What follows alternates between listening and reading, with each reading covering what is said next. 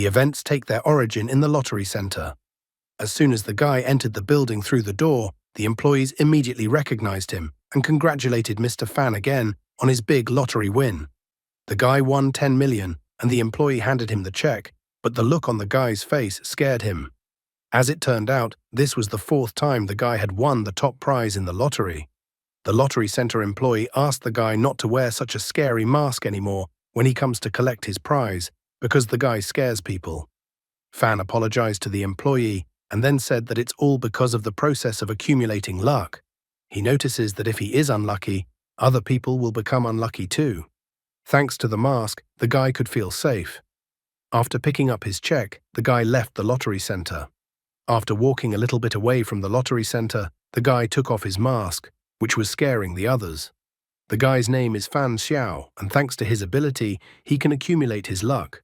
If he can accumulate a lot of luck, he might get lucky 100% of the time if he can harness all the luck at once. Because of his ability, he was able to win the lottery 4 times and gain financial freedom. In order to win the last lottery, he had to accumulate luck for a month.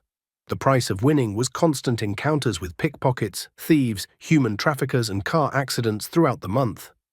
Accumulating luck for an entire month resulted in a huge amount of bad luck. He wondered what would happen if he accumulated luck for 2 months. 2 months later, the guy was jogging in the park, exercising his body. Just at that moment, someone incredibly hungry was already watching him from the bushes. The man could no longer contain his hunger and tried to pounce on Fan Xiao to eat him. The guy immediately realized that it was one of the evolved in front of him. Lately, he had guessed that a setback was about to befall him, but he didn't realize that it would be this big. However, the guy was prepared for the failure to catch him off guard, so he pulled out a pepper spray and sprayed the attacking man in the face with it. Even the hungry man could not resist the pepper spray. His eyes immediately glazed over and he fell to the ground screaming in pain. Fan Xiao then took out the rope he had and tied the man up. He then immediately called the emergency line, reporting the attack. In the evening at the police station, the officer was making a report on Fan Xiao. The officer had seen the guy so often recently that he asked the guy how many times he had already been to the police station. As a law-abiding citizen, Fan Xiao confessed that so far he had managed to neutralize 47 criminals and write 112 reports. The officer was already even amused at the fact that the guy was having a lot of bad luck. He was sorry that with his talent for catching criminals, the guy never became a policeman. Then the officer still asked what kind of criminal the guy had caught this time. Fan Xiao immediately recalled the articles he had come across on the internet. The articles talked about how a girl went crazy and attacked an 80-year-old man. There was also an article about mass attacks on people and other articles.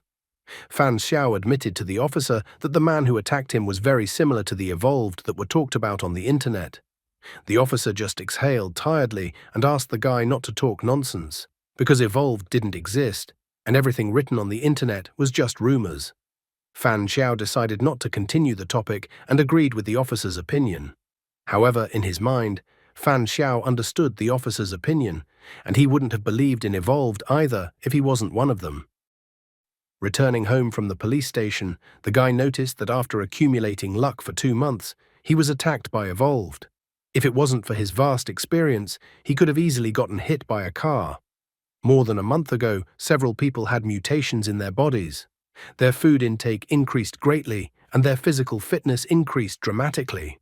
At the same time, they developed a strong desire to hunt all kinds of animals. People with such mutations became known as evolved. A husky dog happily ran up to the guy. However, in an instant, the dog was incredibly frightened by the guy's gaze. After all, at this moment, Fan Xiao felt that Uncle Li's husky dog was incredibly appetizing. He was incredibly hungry as he looked at the dog.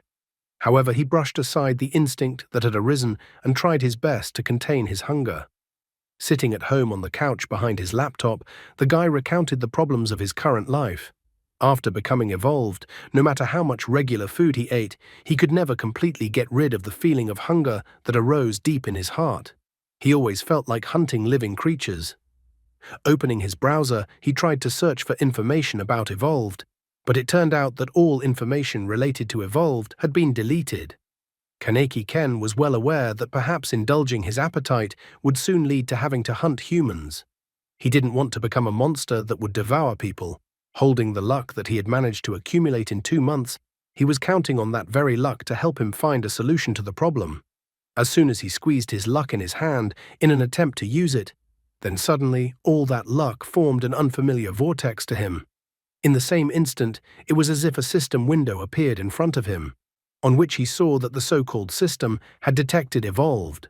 The system congratulated the guy for being selected as a beta player for the game Evolution, which was developed by Ninth Dimension Corporation.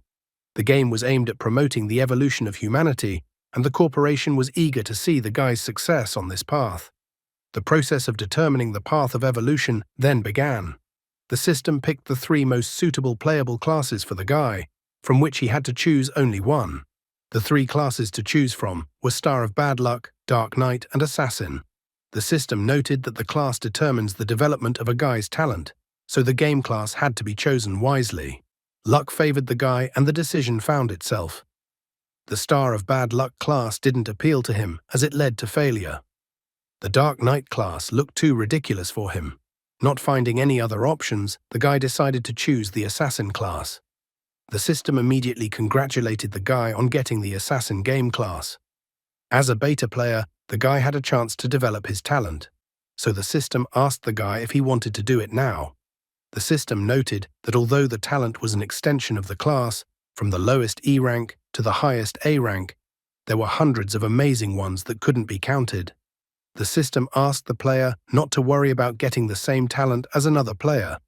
In addition, the system asked the player to remember that luck was also part of a guy's strength. Fan Xiao rejoiced that luck was also part of his strength because he had just been saving up his luck for 2 months. The guy folded his hands in prayer while waiting for the talent given to him, hoping that he would get the best talent. Finally, the system informed him that he had received an A-rank talent. Angel of Slaughter, incomplete. The system decided to tell Fan Xiao that humans had both 7 virtues and 7 deadly sins. Since spiritual life is born out of negative emotions, Angel of Slaughter uses the 7 original sins as weapons to bury his enemies in a vortex of destruction. Right now, the Angel of Slaughter had 3 original sins awakened: lust, pride, and sloth. Lust. Angel of Slaughter takes shape based on a guy's lust. Angel of Slaughter's resilience is tied to the mental power of the guy. Even if Angel of Slaughter is destroyed, it can be rebuilt with the help of the guy's mental energy. Pride. The arrogance of the guy will give Angel of Slaughter the ability to remain invisible and immune. Sloth. Angel of Slaughter is too sloth to walk, as he prefers to fly or teleport. Currently, Angel of Slaughter can only move a maximum of 10 meters away from a guy. The summoning time is 30 seconds and the cooldown is 24 hours. After reading the talent description, Fan Xiao decided that he should consider the talent he received as a summoning talent. With negative emotions, he could summon Angel of Slaughter, who possessed the 7 original sins. Unfortunately, only 3 original sins were available to him right now, so he could use Angel of Slaughter as an invisible bodyguard that could teleport. His eyes twinkled with the upcoming benefits. After all, he had been accumulating his luck for 2 months, which meant he should become quite powerful. The system also informed that Fan Xiao, as a beta player, must participate in a qualifying dungeon and pass the game dungeon evaluation before he could become an official player. The system didn't give him much time to think, as it immediately started counting down from 10 seconds to 0. Before he could realize anything, he changed his nickname from Fan Xiao to Seal, which opened the selection section. At the same moment, he was teleported away. Soon, he appeared in a place that was unfamiliar to him. Weibei City had once been a thriving city, but a mutation had destroyed it and turned it into an abandoned lost city. As a result of the events that took place in the unruly city, a lot of monsters have settled in, always ready to organize a bloody feast to welcome tourists who came from far away. The sanctuary is the only place where the player can take shelter for the night. From 7:30 a.m. to 6:30 p.m., the monsters sleep, so the system asks players not to make any noise, as it is very dangerous to wake them up. In addition, the dungeon boss refuses to let the tourists go. The dungeon task was to find the space-time door, G080110A1, then enter this door to complete the official player registration. Sitting on the ground, the guy tried to understand the situation he was in. He immediately noticed that the bag of self-defense tools had not been sent to the dungeon with him. Based on the information he received, he decided that the game was doing this for balance, as some of the players might show up with a rocket launcher, making the others unable to play. Looking around, he noticed a man in a suit and a guy talking nearby. The man noted that they seemed to be able to get the clues to the game. Fan Xiao categorized them as executive and college student at a glance. Executive reported that his player panel showed that he was participating in a dungeon selection. His assignment was to find the space-time door. He asked the college student if they had everything coming together on the assignment. The happy guy confirmed the executive's assumption. Looking in the other direction, Fan Xiao found 3 more beta players. Fan Xiao described them as a hooded guy, a middle-aged man, and a frail woman. The woman was clearly not dressed for going to the dungeon. She refused to believe that everything was real and thought that everything around her was just a dream.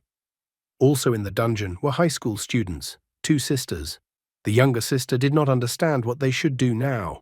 The older sister tried to calm her down with the fact that she was next to her. Meanwhile, a middle-aged man was not wasting time and had already approached the frail woman and asked her not to worry because he would protect her. The woman was very frightened and asked the man not to approach her. Because of her fear, she backed up and fell down. The man immediately started drooling, looking at the girl. However, at that moment, the hooded guy intervened, asking the man to focus on the dungeon task at hand. The man started making excuses that he was mistaken for the wrong person, he just wanted to help the woman. He even asked the hooded guy to stay out of his business and not to touch him. The older sister noticed that there was a time clue in the bottom right corner of the game panel, and it was now 7:38 a.m., so they could leave the shelter. The hooded guy was wary, reminding the others that monsters didn't hibernate until 7 hours and 30 minutes in the morning, so he thought the best option would be to wait until 8 hours and only then go outside. The fragile girl was quite scared, asking him not to go out until 9 a.m. because it would be safer then. Fan Xiao, who was standing to the side before, approached them, suggesting that it was better not to waste time at all. He pointed out that there was no time limit specified in the task, which meant that there was probably something behind it. He reminded the others that they were in an abandoned lost city, so the opportunities to get food were incredibly low. Without supplies, their energy would start to gradually decrease. In addition, finding the space-time door might require a large amount of work. Therefore, Fan Xiao felt that their time was limited. The frail woman noticed that the guy's words made sense. She now realized that the difficulty of the game had increased significantly. The executive quickly agreed with Fan Xiao's opinion. He too felt that he shouldn't ignore the problem of food shortage and rather hurry up and start acting. Looking at one of the sisters, Fan Xiao noticed that there must be something special about the doll in the girl's hands. Since the doll had also been transported to the dungeon, it was even possible that the doll was an object. Looking at the backs of the people who had gotten into the dungeon with him, he couldn't put aside the thought that there might be evolved eating people among the 7 people. The hooded guy and the executive, who hid their distinctive features, were the ones who aroused Fan Xiao's greatest suspicion. When they came out of the hideout, they discovered a giant city with high-rise buildings. There were skulls and bones lying on the pavement all over the city. The executive frustratedly remarked that the area of the city was not small. Even if they used a systematic search, it would take a huge amount of time to search. A college student pointed out that Weibei is similar in style to cities on Earth, so there must be a train station in the city, and perhaps the space-time door they need to find is there. So the college student suggested that they go to the train station first and try their luck there. The executive was surprised that the college student believed in his theory so strongly, even though they didn't even know where the train station was in this city. Only now did the college student realize that there were flaws in his plan. Executive immediately paid attention to Fan Xiao after he voiced his opinion in the shelter. He immediately noticed that Fan Xiao's thinking was advanced and that his opinion could not be ignored. He approached Fan Xiao and inquired about the guy's name. After learning that the guy's name was Fan Jiangqiang, he asked him where they should go next. Fan Xiao had already thought it over, deciding that they needed a map first. Maps were usually located in the subway. The map at the entrance of the subway often had a part of the neighborhood on it. The hooded guy noticed that the map of each subway entrance and exit covered a very small area, and it would be too difficult to map the entire city piece by piece. However, Fan Xiao had an answer to this complaint as well, because they don't necessarily need to map the city piece by piece, because they just need to know how to get to certain places. The executive agreed to this plan since they had no other options. The college student was enthusiastic and immediately decided to go there. A middle-aged man approached the high school girls and asked them to follow him as he would protect them, but the older sister had nothing but contempt for the man and told him to move away from them. Half an hour later, they managed to find the entrance to the subway. Looking inside without going down into the subway, they noticed that it was incredibly dark. Besides, they didn't encounter any monsters outside, so perhaps they were hiding downstairs. Fan Xiao took out matches and lit one. Executive didn't understand where the guy found everything he needed. Fan Xiao only noticed that he had picked up everything while they were walking. Suddenly, a torch appeared in the guy's hand, which he lit. However, in the same second, the executive told the guy not to go downstairs yet. The executive heard from the breath emitted from the subway that there were 4 monsters downstairs. The college student was all ablaze with enthusiasm, noting that executive must have the talent of sharp hearing. Executive didn't realize what talent the college student was telling him about. The college student was surprised that the executive didn't know about the talents because he thought that every beta player was given talents to develop. Executive was surprised that everyone else had talents. Fan Xiao, who wasn't paying attention to the talent talk, asked what kind of animals Executive was hunting.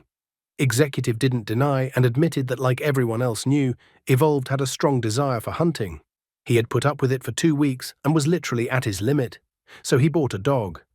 Taking off his hat, the executive admitted that after the so-called hunt, he gained the hearing and sense of smell of a dog. He even grew dog ears on his head.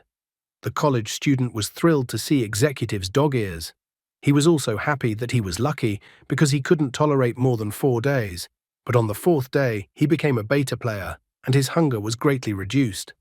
The college student was too positive. He even decided that the hunger problem would disappear as soon as he became a player.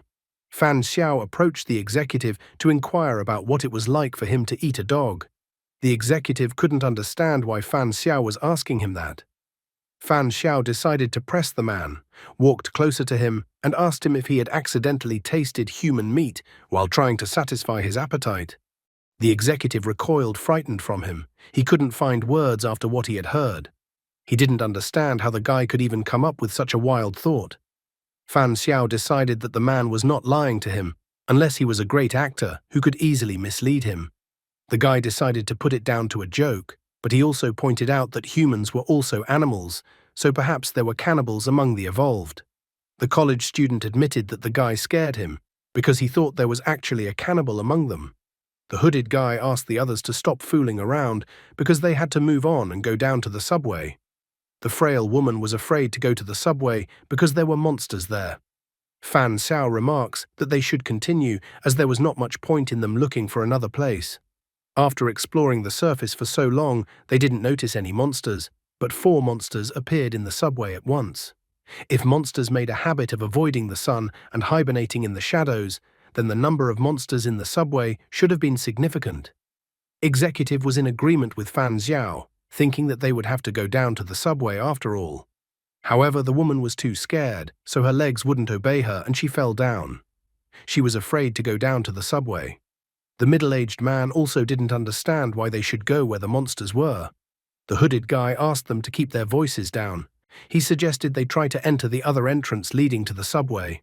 The college student thought it was a brilliant idea because maybe the other entrance didn't have monsters. However, Fan Xiao decided not to listen to them, starting his descent into the subway. He assumed that if he encountered danger in the subway, he would try out his A-rank talent in battle. After he started to descend into the subway, sisters and executive caught up with him. They decided to go along with him. Elder sister wanted to personally confirm the existence of the map. Fan Xiao was fine with this decision, even praising the girl. He informed the others that he had a good memory, so once they found the map, he would memorize the map and give it to them. The younger sister was startled when she saw the monster in front of them. Because of her screaming, the others also looked at the monster. However, as indicated, the monster was sleeping, so they tried not to make much noise so as not to wake up the monster. After finding the monster, they tried to go around it by huddling against the edge of the wall. Just at this moment, Fan Xiao noticed something. He informed the others that there was no need for them to go deeper into the subway since he had already found the map. Standing beside the map, Fan Xiao began to look at it. He was surprised that the map showed the entirety of Weibei City. Soon they left the subway, going up to the surface. The girl asked if the guy had really memorized the map after looking at it for about a minute. The guy admitted that he actually had an unconscious memory. After returning from the subway, he began to redraw the map of the city he had seen on the subway. The girl was shocked because she herself didn't remember much. But what the guy drew was exactly the same as what she had memorized. Just at that moment, the others returned to the subway station. The college student was once that everyone else was fine. However, the older sister wasn't willing to leave things like that. She stated that everyone needed to work together, helping each other, for the sake of completing the dungeon's task. The others had retreated as soon as they encountered danger, so she felt that the others had no place on the team. The middle-aged man was outraged. He stated that he didn't go down to the subway because he felt it was dangerous, so he thought that was a sufficient excuse. The girl, on the other hand, did not have enough excuses for the man, so she thought that since the man did not go down to the subway, he did not need a map of the city.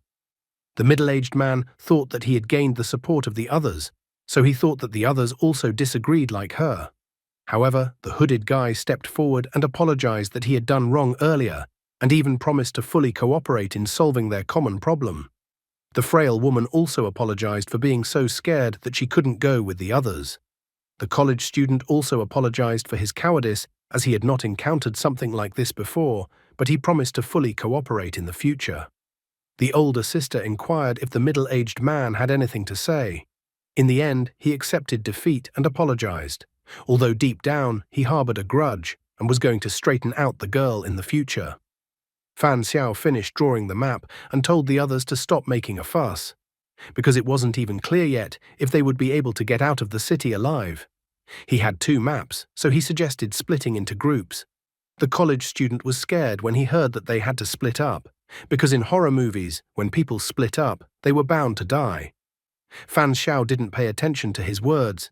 He said that there were 3 subway stations in Weibei, so it was pointless for everyone to go to each one together, and it would be more efficient to split into 3 groups. The college student didn't understand how they should split up. The sisters decided to go look around the East Station. The middle-aged man also noticed that he was interested in the East Station. The girl, on the other hand, told him to go elsewhere. The man was thrilled because he was going where he wanted to go, and the girl wasn't deciding anything. Things quickly escalated into an argument. The executive did not stand by and asked what the man was up to. The man stated that he just wanted to go to the station he wanted to go to. However, his plans were not destined to come true, as Fan Xiao stated that in that case, he would also go to the east with them. The man was even a bit startled as he tried to understand what the guy wanted to do with such a move. Fan Xiao stated that their group didn't need the map since he had memorized everything, so the other 2 teams would each take a map. Since the guy went with the girls and the man, executive figured there shouldn't be a problem on that team. The executive noted that since he and the hooded guy were the most senior, they should each lead the remaining squads. The hooded guy was going to head north. A frail woman decided to join the hooded guy. With executive also decided to go a college student, he wanted to show himself from the best side in the search work. The man does not worry at all about the fact that all his rotten gut is visible to everyone else, and it is literally written on his forehead what he is up to. Which teams will be able to come back as a full team? Which team will have someone eaten? The 2 sisters, Fan Xiao and the middle-aged man, headed out to inspect the eastern station. Looking at the girls' backs, the middle-aged man was extremely dissatisfied with the situation. He had even already started to imagine his perverted fantasies of the girls apologizing to him soon. He was ecstatic, fantasizing about it, because he was going to do such a thing in reality. He wanted the girls, who had previously behaved so brazenly in front of him, to become submissive to him afterward. Fan Xiao suddenly approached him and snapped him out of his fantasy. He put his hand on the man's shoulder and asked what the man was thinking about. Fan Xiao immediately noticed that both sisters must be very attractive and seductive. The man was even afraid that it was as if Fan Xiao had read his mind. so he pretended not to understand what Fan Xiao was saying. The guy is not that stupid, so he immediately told the man not to pretend. Fan Xiao noticed that the girls were so young, and the man probably wants to eat them. Seeing Fan Xiao's behavior, the man got excited that the guy was also eating people.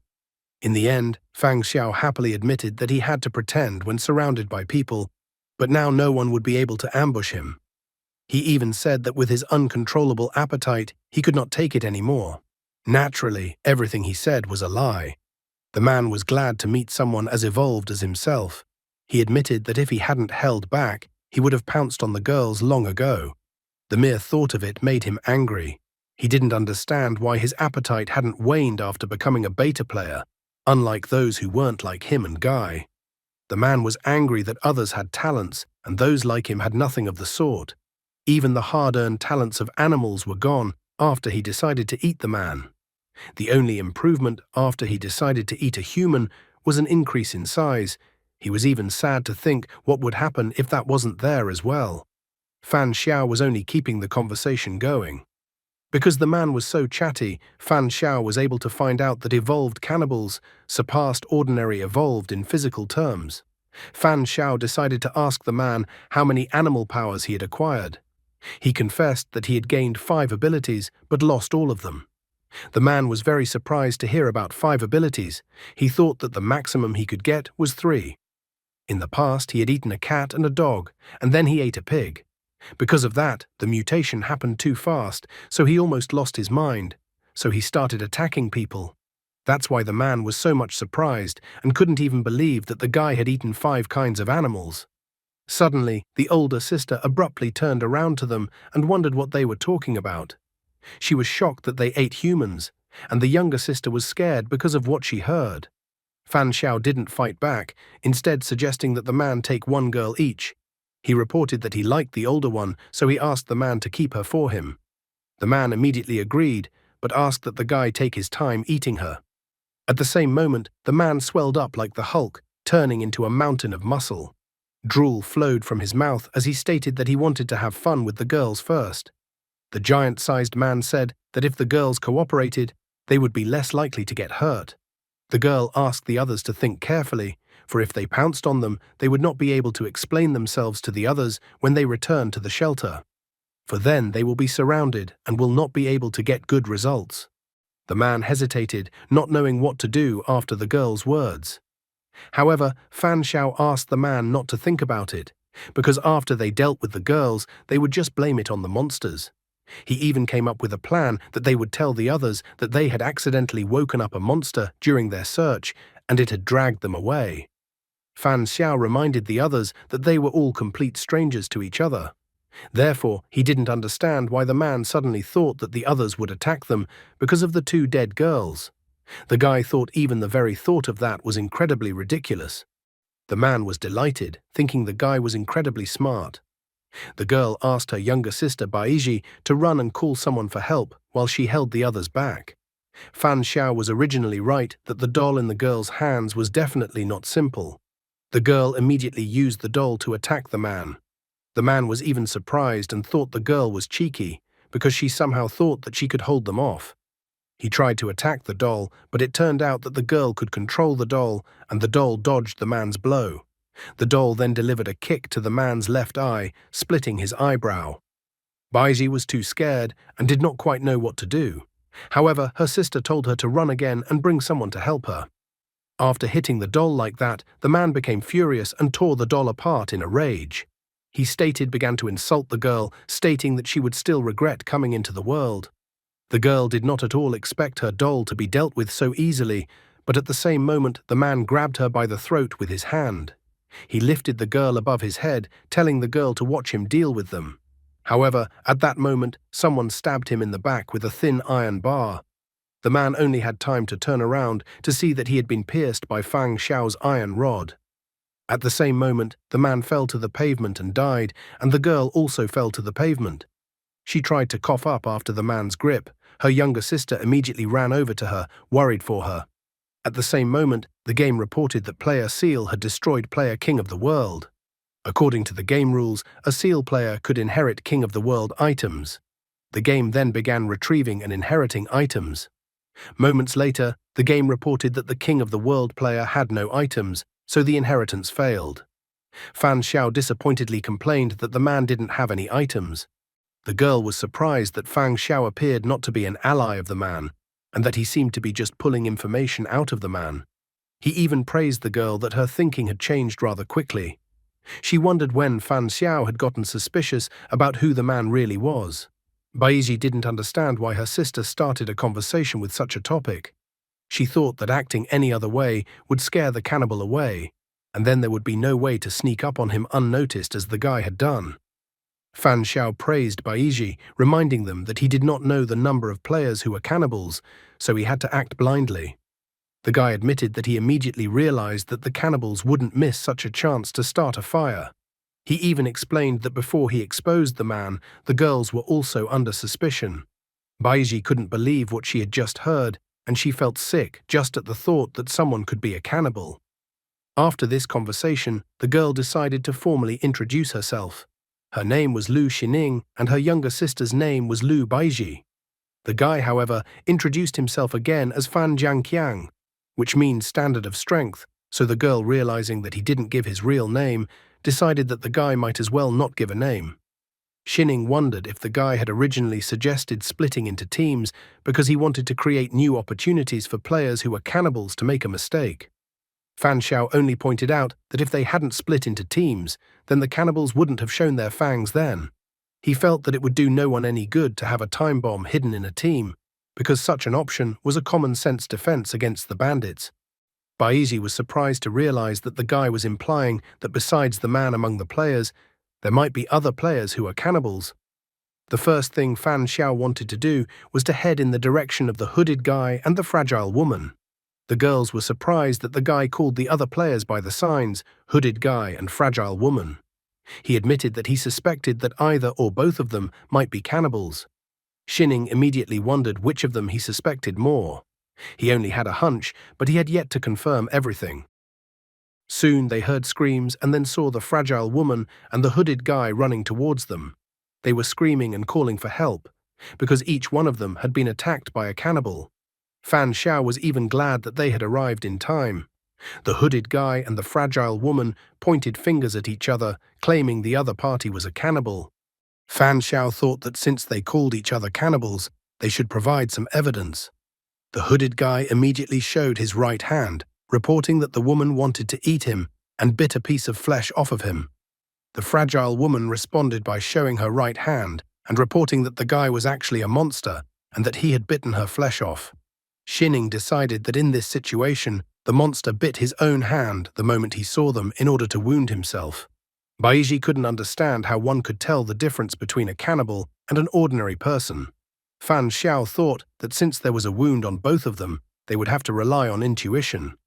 Xining agreed with him, wanting to listen to what the guy was saying. Baiji, on the other hand, felt that he and his sister were being too hasty in this choice. In the end, the guy decided to trust the fragile woman. The hooded guy asked him not to trust the woman because the woman is actually lying and is a monster. Fan Xiao asked the hooded guy to shut up because he can't tell the difference between which one is human. Therefore, he decided that the woman was incredibly beautiful, which meant the hooded guy was after her.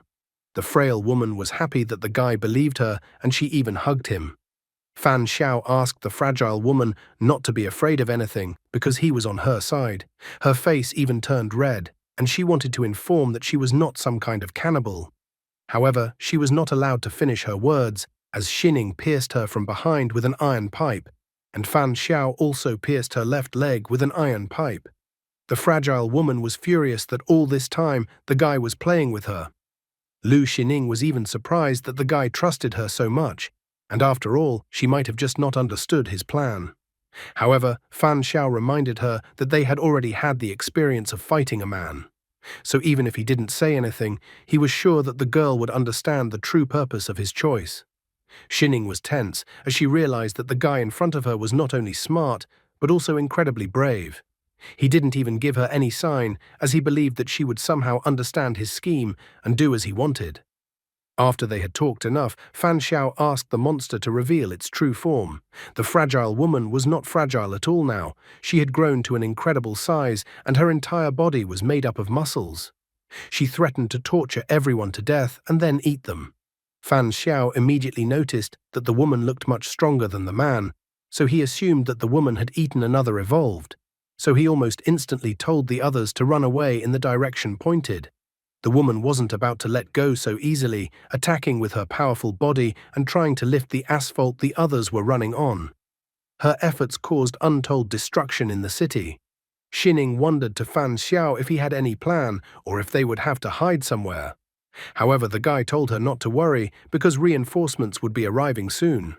Suddenly, Fan Xiao abruptly slowed down and stopped, smiling, for they had all come running to the right place. He stated that the woman had screamed so loudly over and over again that she had completely forgotten to muffle her voice. He even admired the woman's courage. The guy immediately asked the woman if this place looked familiar to her. She only yelled when she realized where she was going, but immediately the guy put his index finger to his mouth, indicating that she should be quieter. Her roar caused monsters to leap out of the subway station, pouncing on the woman and starting to bite her. The woman didn't stop and continued screaming. Now Xining understood why the guy had attacked the woman's leg. She realized that the guy wanted to deprive the woman of her mobility and that the monsters were part of his plan. Fan Xiao admitted that since they had started the battle, such a noise could easily disturb the monsters. And since the monsters were attacking everyone, from this information, the guy realized that the monsters would first attack those who were running slowly. Now all he had to do was wait, watching the fight to reveal the winner between the monsters and the woman. Eventually, he grew tired of waiting, deciding it was time to call it a day. He used his Angel of Slaughter talent. At the same moment, an angel that looked more like a demon appeared in front of him. She was happy that she had been summoned, immediately inquiring about what she had to do. There was no limit to her happiness when she saw the monsters and the monstrified woman. Fan Xiao was also happy to finally put his talent to the test. He ordered Angel of Slaughter to attack the woman. After receiving the order, Angel rushed out with a murderous aura towards the monstrified woman. With just a few swings, Angel instantly destroyed all the monsters that were attacking the woman. Before the monstrified woman could even realize anything, her body had already fallen apart. Xining, Baiji, and the hooded guy were incredibly dumbfounded, not fully understanding what had just happened. The two monsters managed to rush past Angel, and they tried to immediately pounce on the guy. However, at the same moment Angel appeared behind them. She did not want to let them go, because she wanted to play with her toys. In the end, she easily disposed of the pathetic monsters. At the same moment, the game reported that player Seal had destroyed player Little Fairy. According to the game rules, player Seal could inherit Little Fairy's items. The game then began retrieving and inheriting items. Moments later, the game reported that the Little Fairy player had no items, so the Seal player inherited nothing. The guy was disappointed that the second time around he didn't get anything. Angel, meanwhile, kept on being happy. Angel hugged the guy, stating that she still wanted to play. However, Fan Xiao immediately noticed that his physical strength hadn't changed, but spiritually he was very tired. So he realized that Angel of Slaughter was expending spiritual power. Therefore, without thinking for a single second, he told Angel of Slaughter to go back. The still surprised Xining approached the guy and was the first to ask the guy if it was his talent. Fan Xiao only sadly noted that he had awakened a rather cruel talent. He realized that the mental strength of those present was too weak, so they hadn't seen Angel of Slaughter, which was why they looked so shocked. Fan Xiao noticed that the wound on the hooded guy's arm had healed and immediately asked who had such a talent. Baiji confessed that she had a C-rank healing talent. If there are wounds, internal injuries, illnesses, poisoning, or viral diseases, she could heal anyone from all of these thanks to this talent. She could heal a mortal wound in just a few seconds. Fan Xiao immediately inquired if Xining's talent was controlling dolls. Xining didn't hide anything either, informing that she had the talent of an E-ranked puppeteer. She was unfortunate that the puppet she had brought with her to this dungeon had been destroyed, and now she didn't realize if she could find something similar in this city that could be used as a puppet. He wondered if the girl had brought any other items besides the doll. As it turned out, Xining was only able to bring the doll to this dungeon as the game recognized the doll as part of her body. After the talent questions were over, Xining asked the guy what they should do next and if they should continue looking for the station. However, contrary to the original plan, Fan Xiao decided that they needed to meet the others first. In addition, he calmly admitted that he already knew where the space-time door was. The guy in the hood never told me anything about himself, including his talents, if he has any. What if he is actually a cannibal that has never been revealed yet? Fan Xiao feels at home in this dungeon. In addition, while the girls got E-rank and C-rank talents, he got A-rank talent.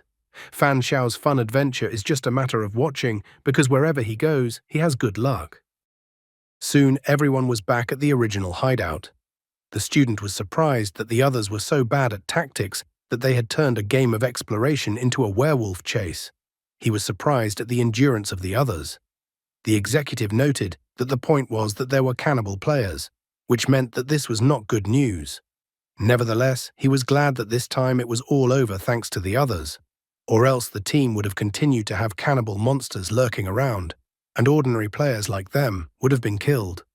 The college student couldn't wait to find out how the others' exploration of the city had progressed. He also wondered how they could find a way out without going to the station. Fan Xiao admitted that he had already gotten the answer on how they could get back. The executive didn't understand what the guy meant by the word return. He pointed at the corpses and newspapers lying nearby and asked the guy if it was related to this case. Lu Baiji even complained a bit that it took a lot of effort to drag the monsters' bodies in, but she still didn't understand what good it all did. Fan Xiao answered in the affirmative to the question voiced by the executive. He explained that all the newspapers were collected from the library and roadside newsstands. The newspapers were important as it was the last news output before the destruction of the city. The executive immediately understood everything, that one could infer from the newspapers what was happening in the city back then. Fan Xiao, on the other hand, asked the executive to take his time as they had both good and bad news right now. He inquired which of the news executive wanted everyone to hear. Without thinking long, the executive decided to find out the bad news first. Fan Xiao then asked them how they felt when they touched the monsters that were now in front of them. In response, he heard about a new kind of monster-sized creature in front of them. Although the monster's strength is greater than theirs, they shouldn't be much stronger. And as it turned out, with some probability, they are able to kill monsters. Monsters are extremely sensitive to sounds and like to sleep in places where there is no light. The hooded guy also pointed out that they should be prepared for such moments before going out to explore. Summarizing their entire speech, Fan Xiao stated that their analysis of the monsters was correct, but they had missed the most important point. Xining joined the conversation, thinking that the monster's physique was similar to a human's. Fan Xiu was slightly surprised that the girl instantly understood what he was getting at. He also pointed out that the monster's physique was similar to humans because they used to be human. The college student and executive were greatly surprised to hear that the monsters used to be human. Fan Xiao noticed that although the monster's appearance was different from humans, the monsters seemed too similar to evolved cannibals. And also the most important thing was that the monster's internal organs were exactly the same as humans. Now the hooded guy understood why Fan Xiao was involved in dissecting monsters.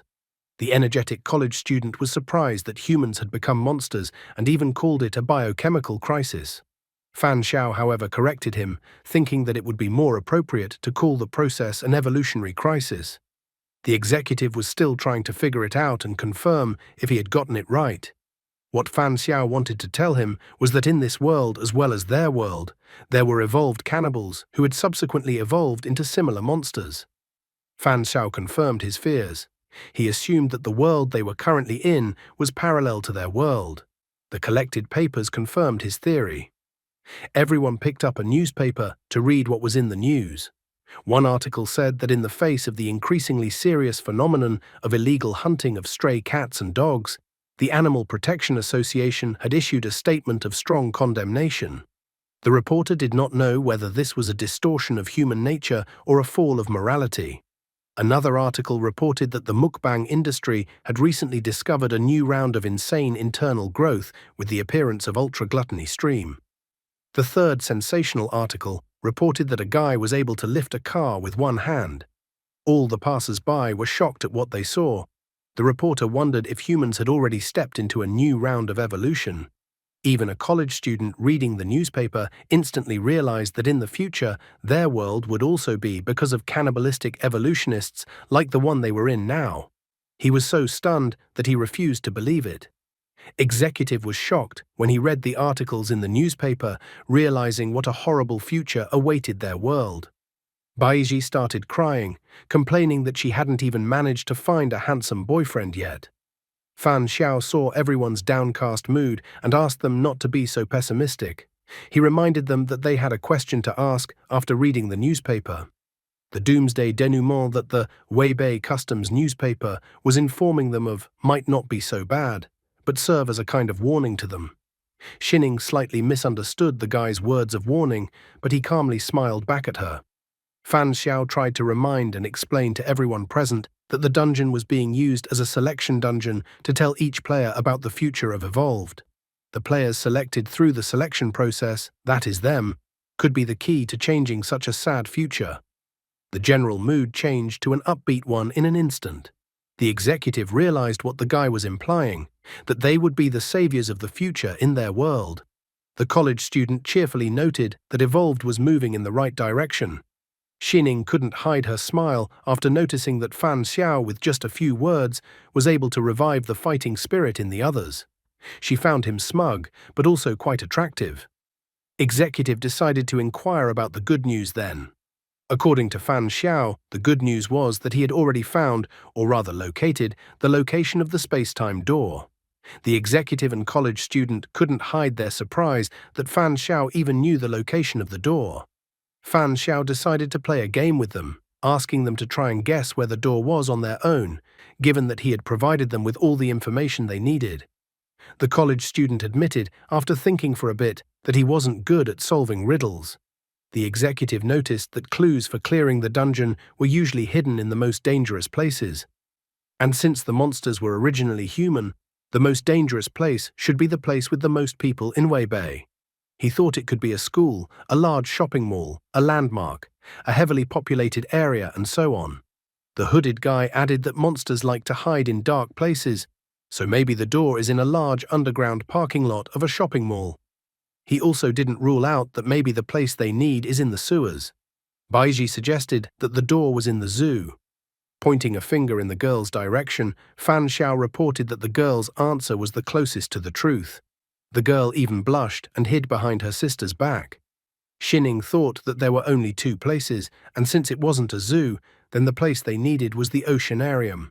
After all, the most dangerous place is not where the most monsters are, but where the dungeon boss is. Plus, she reminded them that the game had given them a clue that the dungeon boss refused to let tourists go. Based on the game's clue, it could be understood that the boss would most likely block their exit so they couldn't leave. Therefore, she believed that if there was a place where the door was, it should be there. The college student still didn't understand why a zoo or oceanarium was assumed. The executive at this point seems to have figured it out. He noted that the answer to the college student's question was very simple. They were wrong in their assumptions. In fact, they should not have worried about where the most monsters were located, but should have thought about how humans became monsters. Monsters may have been evolved because they ate too many animals and over-mutated into the animal side, and when there was nothing left to eat, they started going crazy and became what they are now. Xining complimented the men's musings by saying that the most animals in the city are in a zoo or oceanarium. Therefore, based on such a logic chain, an extremely strong dungeon boss should have originated in the zoo or oceanarium. A joyful Fan Xiao agreed with their assumptions, believing that the right place for them was the oceanarium. He then took out a newspaper with an article in it, announcing that a large cannibal monster had been discovered in the city's oceanarium and that the area would be sealed off from now on. Residents of the city were asked to be vigilant. Fan Xiao pointed out that he was holding the latest Weibei city newspaper, which clearly stated that a large-scale evolutionary disaster had occurred in the city's oceanarium, which meant that the boss must have been born at that time. The college student was slightly puzzled that Fan Xiao had already found the right answer a long time ago and had just kept everyone in suspense the whole time. Fan Xiao, on the other hand, reminded the college student that their entire theory was only based on assumptions about the current clues, so they had to go to the oceanarium first to see if the boss was there. And if they couldn't find a door at the oceanarium, they would have to go to the zoo. Executive was already starting to mentally prepare himself, realizing that they were in for a tough battle with the dungeon boss. He only hoped that the dungeon boss wouldn't be too strong. Looking at Fan Xiao, the hooded guy was well aware that the boss would be abnormally strong, but it was unlikely to be stronger than the guy who was standing next to him. Fan Xiao immediately noticed the change in the hooded guy. He immediately noted that the hooded guy was somehow tense and was probably worried about the upcoming battle with the boss. The hooded guy admitted that this was the case, although the hooded guy was actually more worried that Fan Xiao would just start killing people like that. Fan Xiao informed the others that there was no need for them to worry about the boss battle. After all, according to his assumptions, they should not engage in a direct battle with the dungeon boss. A monster that had been hungry for a long time, if faced with food that could be eaten right now and food that required some effort to catch, would obviously choose the first option. Only now did Xining realize why the guy had asked them to bring the monsters' bodies to the hideout.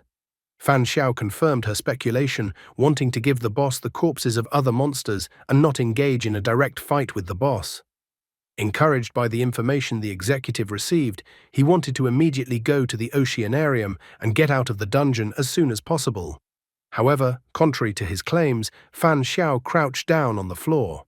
He thought that they should regain their strength first and then go to the oceanarium tomorrow. Executive didn't understand why do that. After all, it was only 1 p.m. now, and why wait until tomorrow?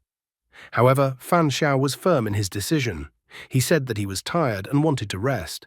However, he didn't forbid the others to go, and he wasn't going to stop anyone, but he decided to go to the oceanarium tomorrow. He made this choice because he didn't want to risk messing with the dungeon boss until Angel of Slaughter's cooldown expired. Besides, he had some guesses about the boss. The girls also crouched down on the floor. Xining decided to agree with Guy and go to the oceanarium tomorrow. Baiji, in turn, wished to heed her sister's words. The college student and the hooded guy also decided to go to the oceanarium tomorrow. The hooded guy was well aware that he should grab tightly onto the thighs of the trio of Fan Xiao, Lu Xining, and Lu Baiji. The executive realized that he had no choice, so he also agreed to go to the oceanarium with everyone tomorrow. Meanwhile, at night, there was some frightening rumbling in the city. It was soon dawn in the city. The executive decided that they had already rested enough and that it was time for them to already move out to their destination. However, Fan Xiao wanted to wait a little longer. The executive didn't understand why they needed to wait any longer since it was already dawn. He asked if the guy was planning to stay in the shelter for another day. Besides, he was worried that the longer they waited, the faster their food would run out. Fan Xiao once again insisted that if the executive was in such a hurry, he could go ahead. The guy was well aware that Angel of Slaughter's talent hadn't completely rolled back yet, so he didn't want to put himself at risk unnecessarily. The executive was already getting angry and asked the others what they thought about it. The hooded guy continued to stick to his chosen strategy of staying close to Fan Xiao, so he announced that he agreed with Fan Jiangqiang's opinion. The college student recalled that they had already determined the location of the space-time door, so all they had to do was scout the surroundings. Therefore, he felt that there was no need for them to hurry. The executive was incredibly annoyed by the fact that the others chose to obediently follow the guy. Suddenly, Fan Xiao stood up from the floor to his full height. Xining instantly noticed this change and assumed that the guy's incredible talent had a full day's cooldown. Though a doubt crept into her head that the guy thought that there might be more cannibals among them. She couldn't understand the guy's exact intentions, so she thought he was devious. Fan Xiao stretched his arms and asked the executive not to get angry. He explained that he wasn't stalling on purpose. First, they needed to collect the corpses of the monsters and then move out to scout the area. After a while, the entire evolved group arrived at the oceanarium building, which looked like it was about to be demolished. Baiji couldn't understand what had happened to the local oceanarium since it was in such a state. A plush toy bear was carrying monsters at this time. Xining noted that she was lucky to find another doll, otherwise carrying monster corpses would have taken up a lot of time. However, Executive was still dissatisfied with the guy's mourning behavior. It seemed to him that things would have been a lot easier if someone hadn't insisted on rescheduling and they hadn't gotten off at 3 p.m. Besides, if they didn't make it to dark, they were done for. The college student noticed that there were a lot of dark areas inside the oceanarium building, and they still didn't know if the space-time door was actually there and how dangerous the oceanarium was. Evolved reminded the guy that there was clearly danger because there must be a dungeon boss in the oceanarium. Fan Xiao didn't want to stall any longer and said that they needed to do some reconnaissance first. Once inside the building and started walking down the dark corridor, they quickly noticed that the oceanarium was, and inside, in a terrible condition, which means it had been abandoned for a long time. The college student turned his attention to the walls of the building, finding various photos there. Shining thought that since it was an exhibition center, it meant that all the photos on the walls were of tourists and employees. The girl noticed the guy's attention fixated on one of the photos. She asked him what he was looking at and if he had found any clue. Fan Xiao admitted that the photo looked familiar. In the photo, there was a giant octopus behind the girls. Baiji sadly remarked that before the destruction, the oceanarium was very beautiful. A college student called everyone to come over to him, as he had found a map of the oceanarium. After looking at the map of the oceanarium, they thought they realized where the space-time door was. The college student and the executive decided to run to the location as they needed to arrive at the intended location as soon as possible. Soon they arrived at a huge tank of water with plenty of seats for spectators. A college student shouted loudly and pointed to the door, for they had finally managed to find the door and their guess was correct. Fan Xiao also spotted the door but reminded the others not to rejoice ahead of time. In the same instant, the executive's face was covered in cold sweat. He was frightened as he could hear that there was something very large under the water and that it was most likely the dungeon boss. He explained that he visually looked around and that from the edge of the auditorium to the metal platform on which the door was located, the distance was about 20 meters. They would not be able to jump the 20-meter distance no matter how hard they tried, which meant they only had the option of swimming the distance. The man realized they had a chance, if only the boss would take the bait, and they would swim as hard as they could in the meantime. However, the plan instantly failed, as Baiji could not swim. Executive was shocked that the girl couldn't swim. Shining declared that she would swim together with her sister. Hearing this, Fan Xiao wondered if the girl would be able to control the doll while floating so that the doll would carry her sister through the air. Thinking over the guy's proposal, the girl thought that theoretically she could do it. But there is a nuance, because the puppeteer is guided by the rules of physics.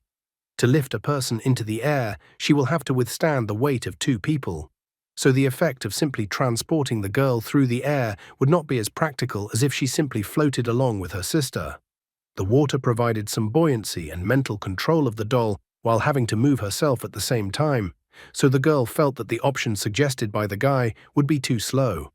The executive was getting more and more angry. He thought that they had already dealt with the monsters and the girl would only slow them down, so he thought that the girl should deal with her own problem. Shining was adamantly against his decision. She was unwilling to leave her sister behind. Executive became even more angry. He pointed out that the girl was smart and should realize that it was dangerous to take someone who couldn't swim into the water with her. Besides, the man insisted that they had come to a consensus that once they used the monsters' corpses as bait, they would be able to get to the exit of the dungeon. However, at that moment, Fan Xiao came up to him and put his hand on his shoulder, saying that they should take the girls with them. Fan Xiao explained that he wasn't going to be a saint, but if they didn't take the girls with them, then given Shining's explosive nature, Executive would have to make sure that he could sneak in quietly and not disturb the monster while the girl was trying to kill him. Executive was becoming more and more aggressive and less able to contain his fear and the rest of his emotions. Already even Baiji was asking her sister to go ahead while she figured out how to find a way out of her predicament. Shining was unwilling to relent, stating that the guy was right and that no one would leave this place unless they took her little sister with them. A college student tried to intervene, trying to calm the others down. Shining looked sharply at Fan Xiao, wondering what he was up to. The guy walked over to Baiji and took her in his arms, causing Baiji's face to turn completely red. Fan Xiao stated pathosely that abandoning the weak was not always the best option. He was good at swimming, so he could take the girl with him, and Shining would push them with the doll so they could get past the boss. After that, the guy commanded everyone to get ready to jump into the water. Baiji, in her thoughts and with tears in her eyes, thanked the guy. After that, they pushed the monster corpses into the water and waited for the right moment. Almost immediately, giant tentacles emerged from the water and wrapped around the corpses of the monsters. The people were startled when the main boss of the dungeon appeared. Fan Xiao ordered the others to jump into the water now and was the first one to jump into the water with Baiji in his arms. The others heard the guy's order and jumped into the water as well. In the water, the guy ordered the girl to hold her breath with a look, so the girl covered her mouth with both hands.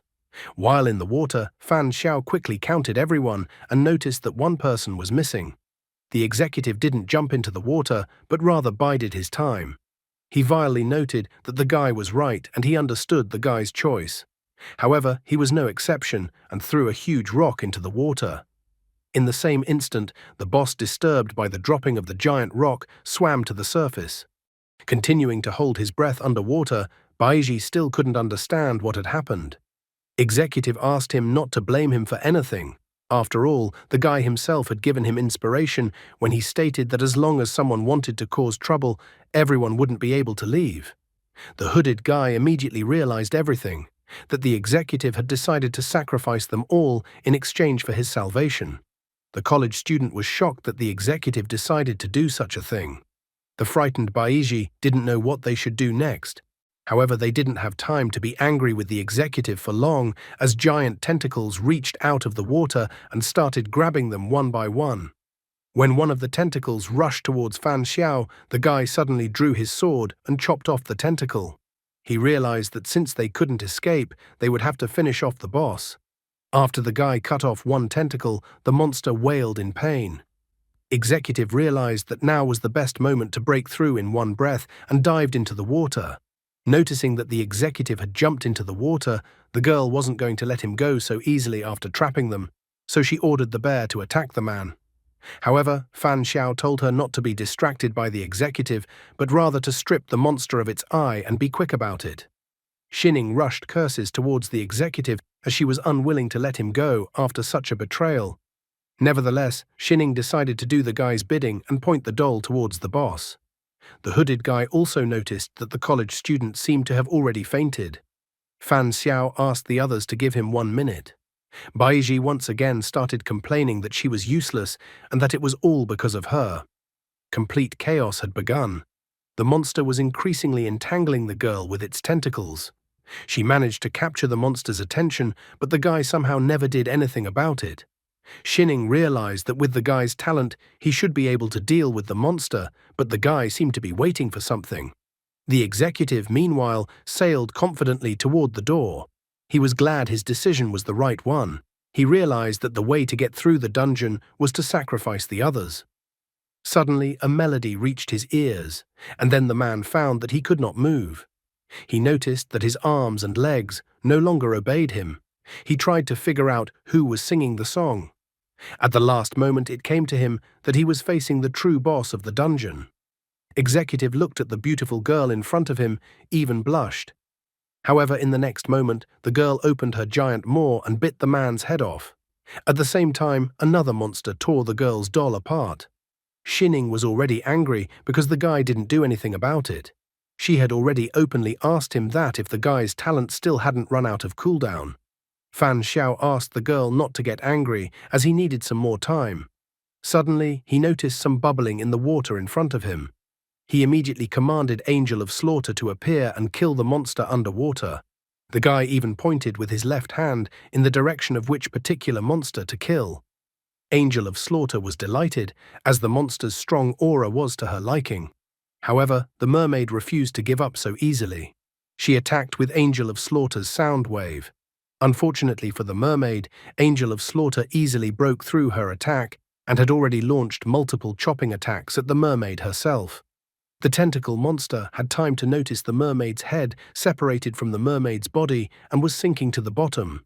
The tentacle monster was incredibly furious as the mermaid was everything to him. But at that moment, Fan Xiao appeared and chopped the tentacle monster's tentacles with his sword and freed the others. Fan Xiao then wished the monster to go to hell, thrusting his sword into the monster. From its last strength, the monster tried to attack the guy with its tentacles. But at that moment, Angel of Slaughter appeared and easily chopped the monster's tentacles. After a fight, it was imperative to strike a pompous pose, so Fan Xiao and Angel of Slaughter followed this tradition. The fight was over, the remaining humans were saved, and the monsters were destroyed. The remaining people were happy that they were able to survive the boss encounter.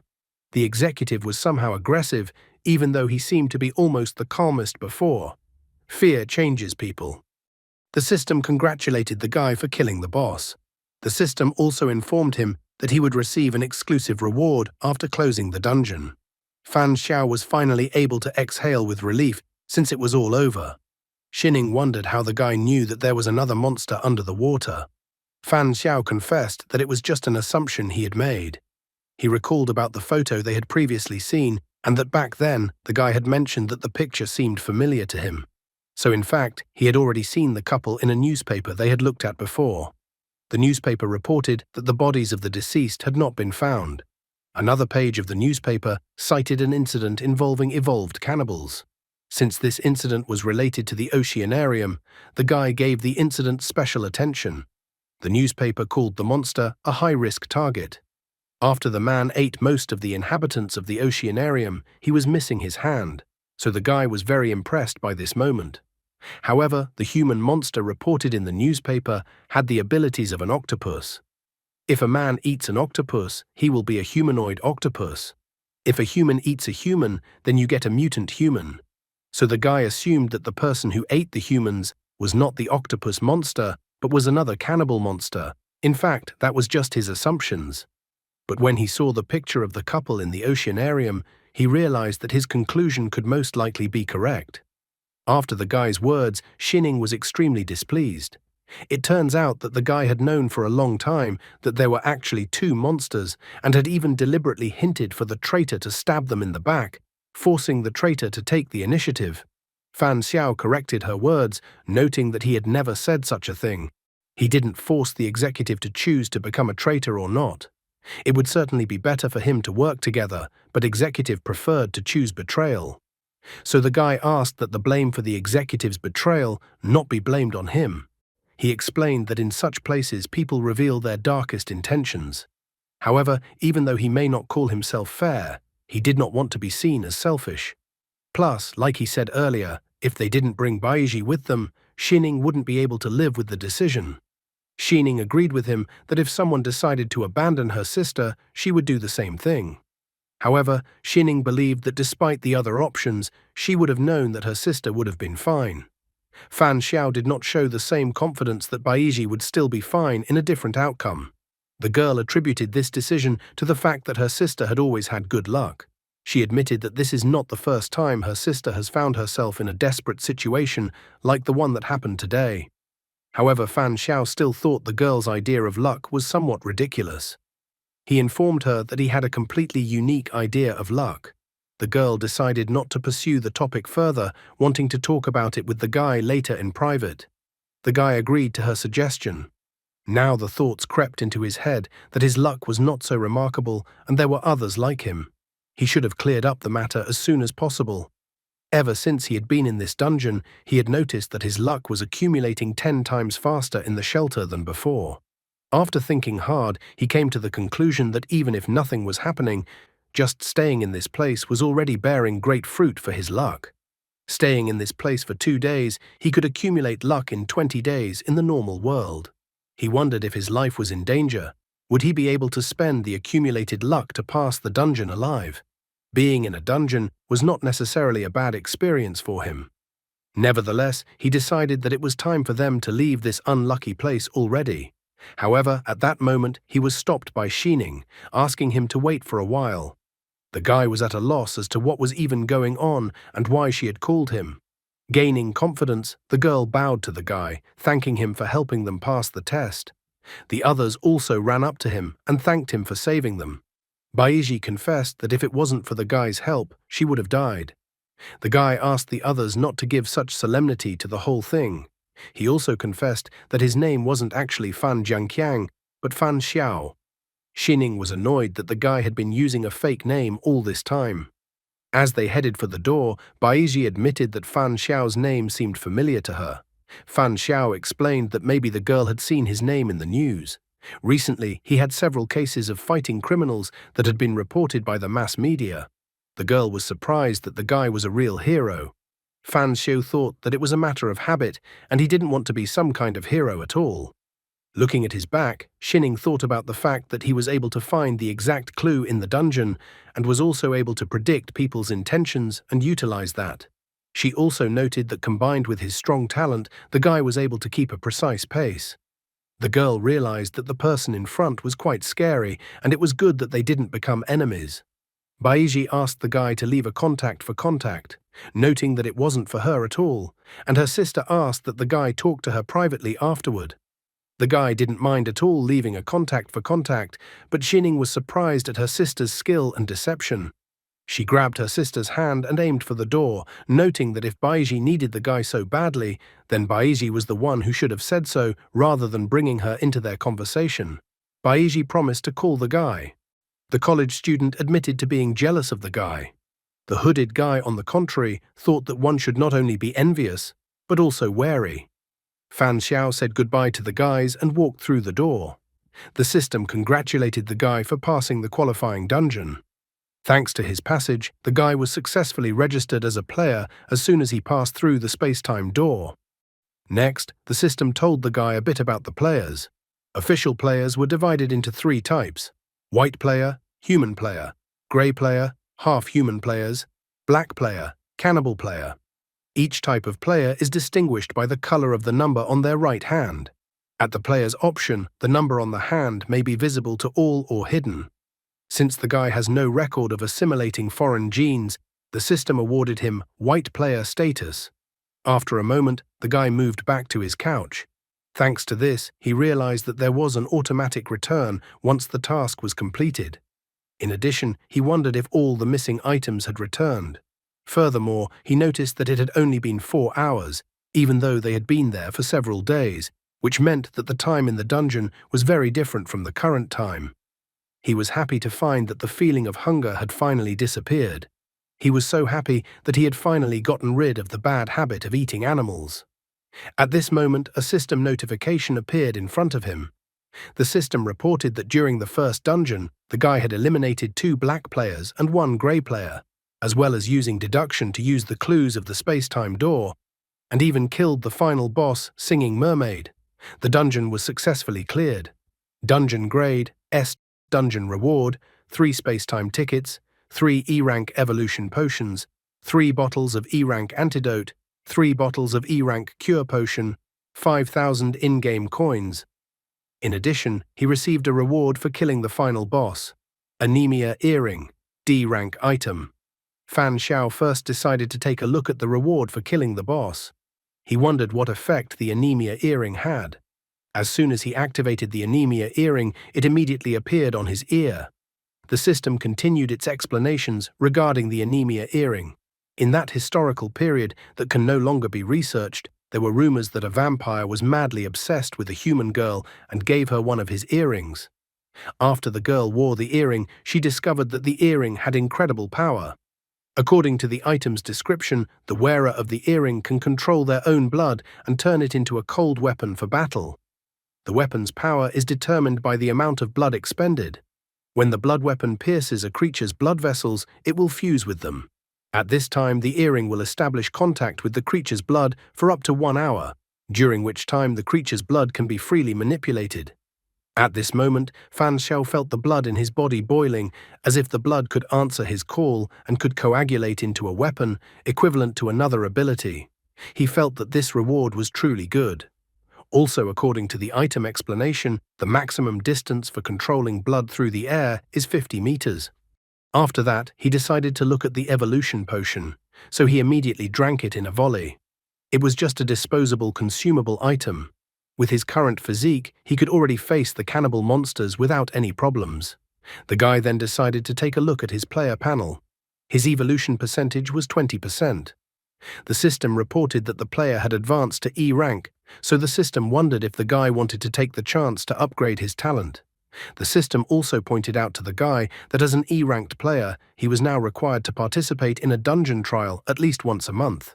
If the guy doesn't participate in any dungeon trials for more than 3 months, the game will penalize him, and he will also be randomly teleported to a difficult dungeon. It was as if all the pathos had evaporated from him. He was now quietly rejoicing that with 3 bottles of potions, his evolution speed had increased by 11%.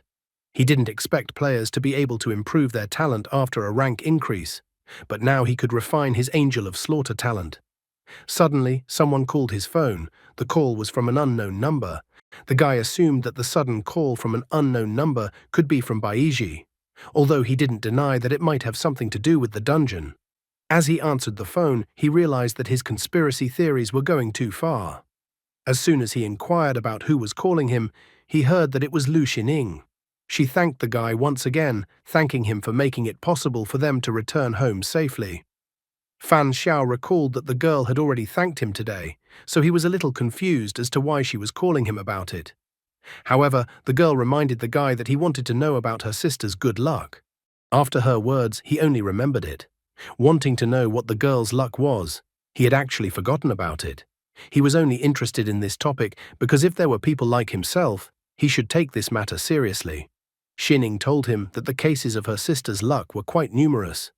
For example, after Baiji was born, their family became stable financially. Since childhood, Baiji had encountered many different strange occurrences leading to death. All the people around the girl could get hurt, but the girl always remained unharmed. Baiji thought that her sister was already exaggerating this topic. Fan Xiao thought that the girl's luck was too good. The guy thought that then, according to the girl's assumption, a pop-up should have appeared in front of her sister. Xining had absolutely no idea what the guy was even talking about. Fan Xiao decided that it didn't matter. He had already assumed that the girl was as lucky as himself, but that was just his assumption. Xining decided to ask the guy directly what his talent was and if it had anything to do with air control. Fan Xiao quickly figured her out, noting that this was the real purpose of her call to him. He clearly informed the girl that if she wanted to know information about him, there was nothing to talk about. The guy only learns other people's secrets, abilities, and so on. But he's not going to reveal all his secrets in return. Where will the path of this lucky guy lead? Xining decided not to pursue the subject further. She asked the guy to point out that the reward for completing a dungeon was a time-space ticket, that is, an invitation to the dungeon. Based on that, she assumed that if players used the same tickets at the same time, those players would be able to enter the same dungeon. Xining herself was too unhappy that the cunning guy was still wary of them. The girl informed him that she and her sister had tickets with the image of a white gardenia. The tickets were for the Xingyi Memory Corridor Crazy Zoo station. After that, she inquired what kind of ticket the guy had. He then admitted that he had 3 tickets for the stations: Rose Street, Fortune Hotel, Xingyi Memory Corridor, Crazy Zoo, and Xingyi Memory Corridor, Island of Sacrifice. Xining was incredibly surprised that Fan Xiao received 3 tickets at once. She quickly realized that meant the guy had gotten a pretty high grade for passing the dungeon, and thus had received more generous rewards than them. The guy then inquired about their dungeon passing grades. Xining confessed that she had gotten a B, while her sister had gotten a C. She also revealed that in addition to the ticket, they had received 1 E-rank item. Fan Xiao decided not to hide the information and revealed that he had also received an item, but a D-ranked item, and that it was most likely due to his S grade for passing the dungeon.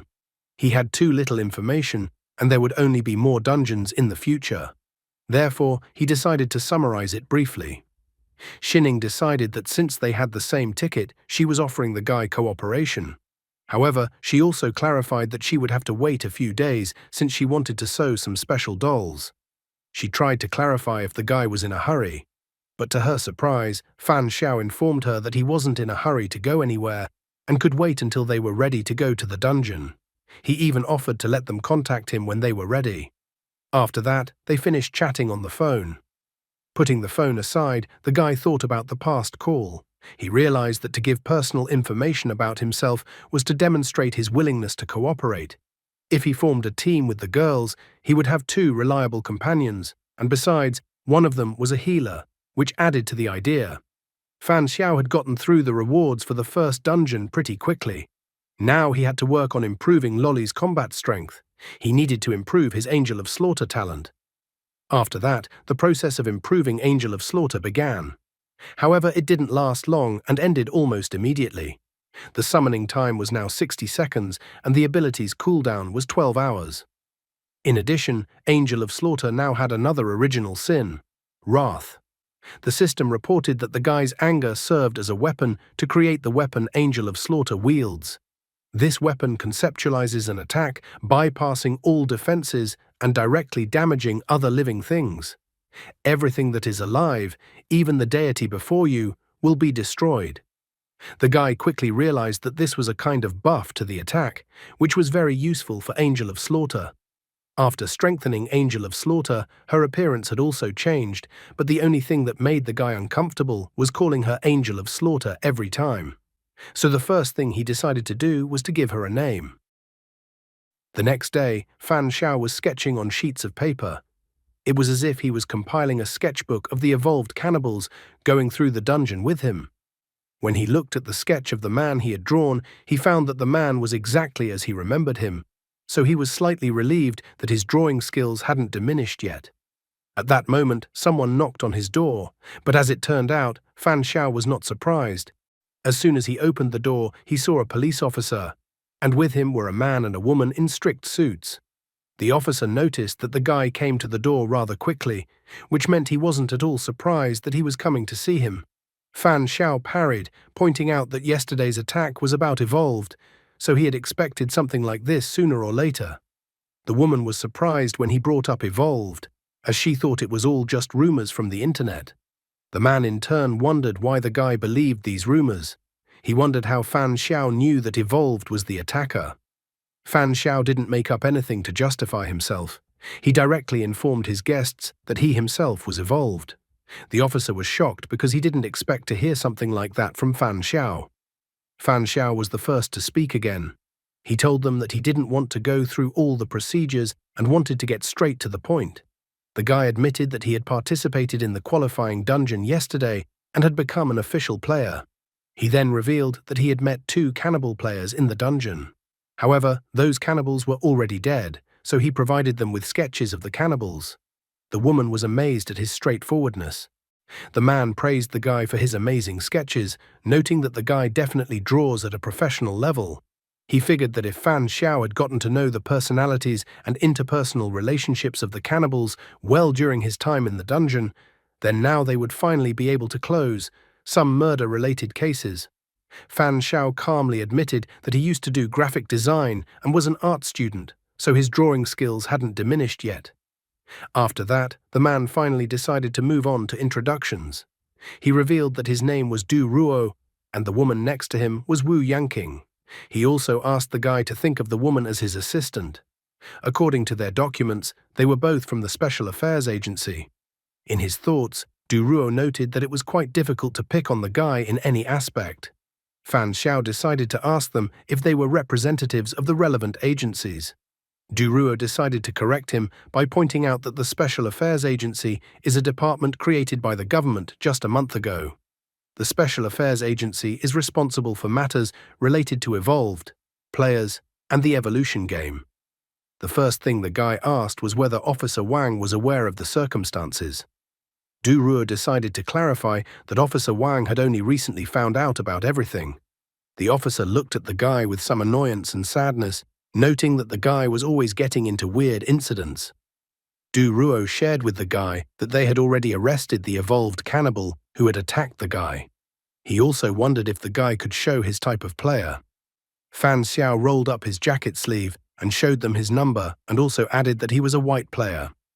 Next, Du Ruo wanted to ask clarifying questions, taking a serious approach to investigate the matter. He decided to ask Fan Xiao if Fan Xiao remembered what the other people who went through the qualifying dungeon with him looked like. Fan Xiao did not unlock and admitted that he remembered them. However, he had gone through various hardships with them, and they had even found common ground, so he felt that it would not be good if he gave them and their secrets away. He also added that if Du Ruo were to force him to do so, he would only have to cooperate because he would not be able to overpower the Special Affairs Agency. The man asked the guy not to try to test them. He also pointed out that Special Affairs Agency wasn't as stingy as the guy thought they were. With a sly smile, Duruo pointed out that the emergence of evolution and its players would affect the existing structure, so the more time passed, the stronger this influence would become. The man suggested that in the future, gamers would become a strategically important resource and would be linked to a new wave of struggle for hegemony on Earth. Therefore, the Special Affairs Agency set itself the goal of recruiting every player. Fan Zhao asked if they have a forced form of recruitment. Duruo explained that everything is at the will of the individual, but he also clarified that the information provided from the country and the resources that can be utilized are incomparable to single players. Duruo suggested that Fan Xiao join them, and then Fan Xiao would have many advantages and no disadvantages. Fan Xiao agreed to mull over their offer to join them. Duruo did not insist on making an immediate decision, but simply put his business card on the table, asking the guy to call them when he decided to join them. Before leaving, the man said that the business card contained his phone number, as well as an account number and corresponding password on the Special Affairs Agency website. There was some information on the Special Affairs Agency website that they wanted to share. The guy thanked him for the visit, and then they left the guy's apartment. As soon as they stepped outside, Wu Yanqing informed the captain that she had observed the guy using her Eye of Truth talent. She assured him that the number and color on the guy's arm were not suspicious and that everything was genuine. Duruo was also surprised to meet such a guy, as white players were currently very rare. Currently, the Special Affairs Agency had to deal with black-marked cannibal players. He noted that the guy had a good resume, so if they could get him on their side, it would be a good help for them in the future. Wu Yanqing, on the other hand, thought Fan Xiao was arrogant, and she hardly believed that they could persuade Fan Xiao to join them. Duruo believed that if the guy refused to join them, then they needed to persuade him to cooperate with them. He then ordered her to contact the Special Affairs Agency so they could plan this cooperation. In addition, he asked the woman to try to obtain information about the dungeons and the tickets associated with them. Duruo stated that he wanted to investigate this matter. Wu Yanqing obediently agreed to carry out the order. After that, Duruo asked the sniper and the combat team to leave their positions. The sniper, who was on a nearby roof, received orders to cancel the elimination of the target. However, at that moment, Angel of Slaughter appeared behind the sniper. She was already preparing to kill everyone, pierce the sniper's intestines, and behead him. The girl believed that dancing and waving their arms would make them less attractive. But at that moment, Fan Xiao told her that they had retreated. Therefore, he ordered her not to be capricious and to return immediately. At that moment, Angel of Slaughter appeared behind him.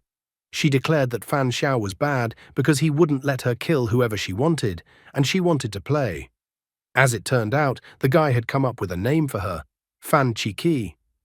He began to scold Fan Qi, explaining that it wasn't worth playing every day. Moreover, he believed that as long as they didn't wish them harm, they wouldn't act first. Fan Qi puffed out her cheeks because she wasn't allowed to do whatever she wanted. Fan Xiao pointed out that they already had things to do. They needed to prepare for the next dungeon. He took the Rose Street Fortune Hotel ticket, which had a detailed route on it. Train number, Spacetime Train G083301.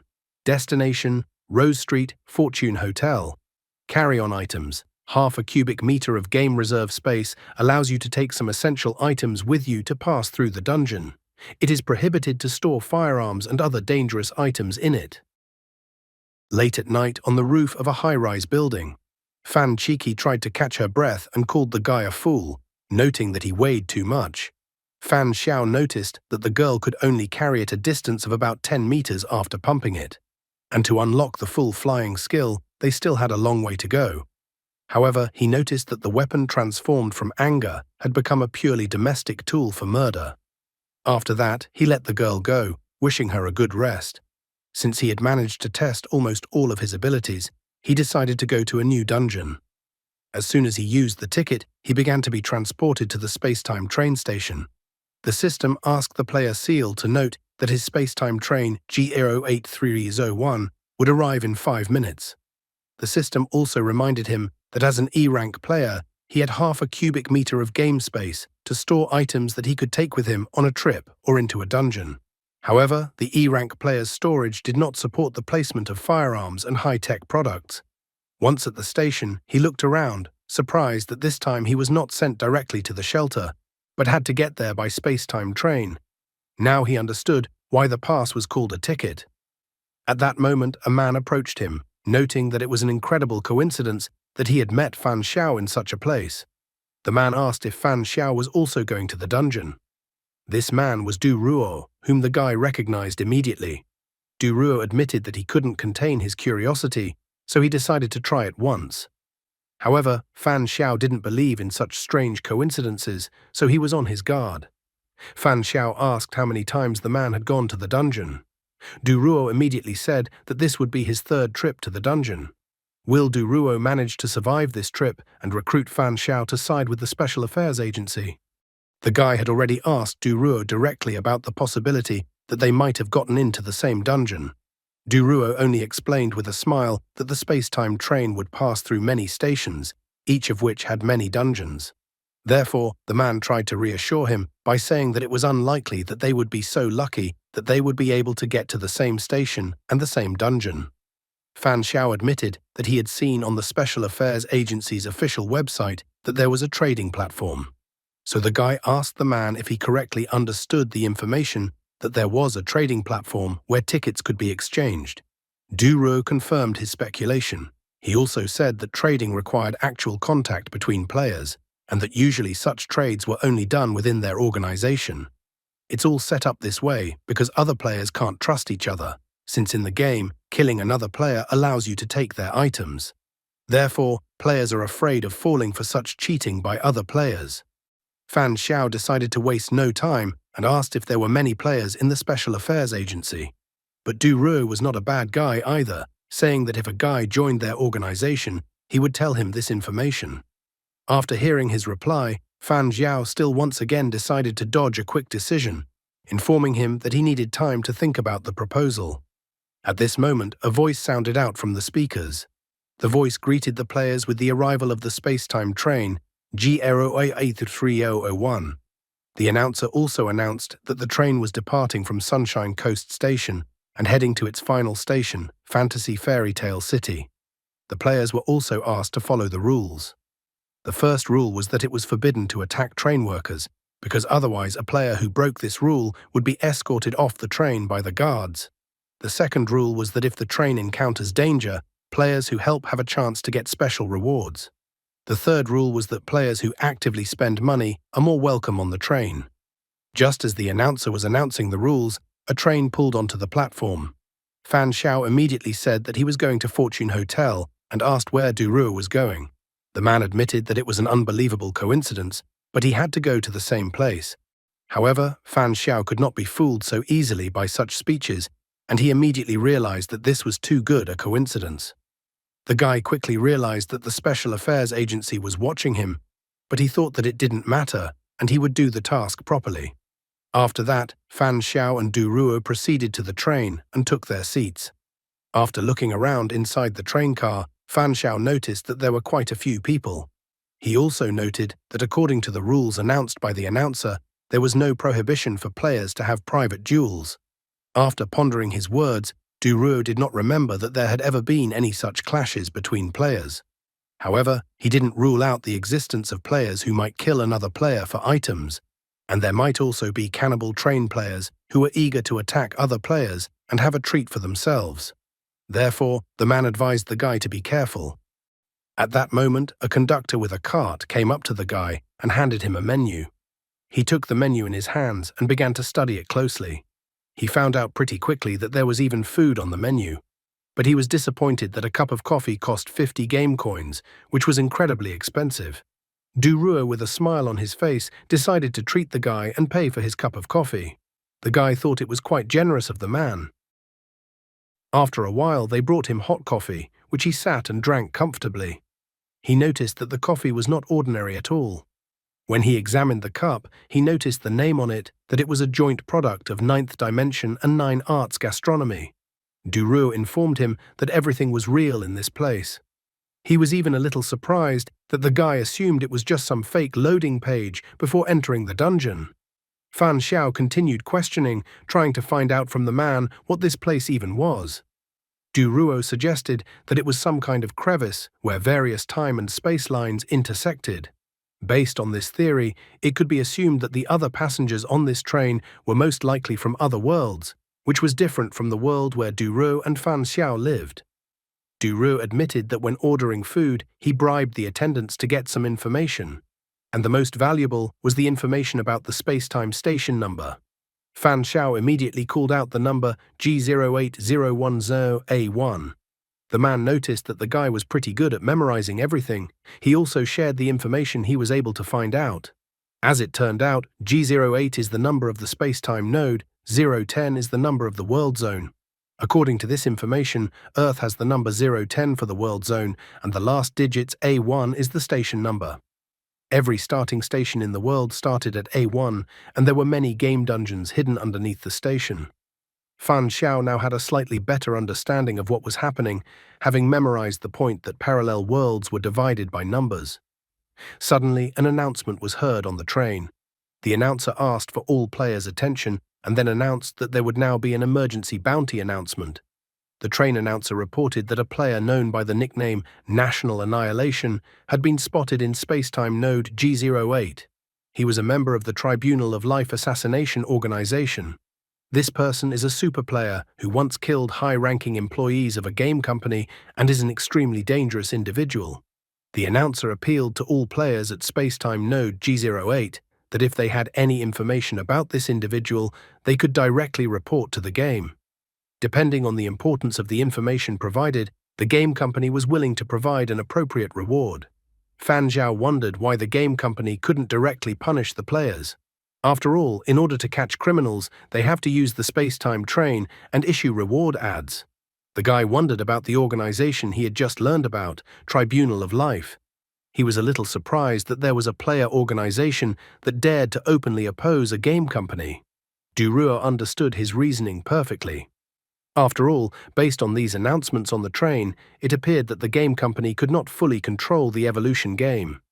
However, he thought that this was quite good news for them as players. Fan Xiao wanted to know more about the game, so he asked the man if he knew anything about super players or S-level players. However, Du Ruo was even slightly annoyed that the guy seemed to think his was an encyclopedia. He admitted that he had only started playing a month earlier than the guy, so he didn't have much information.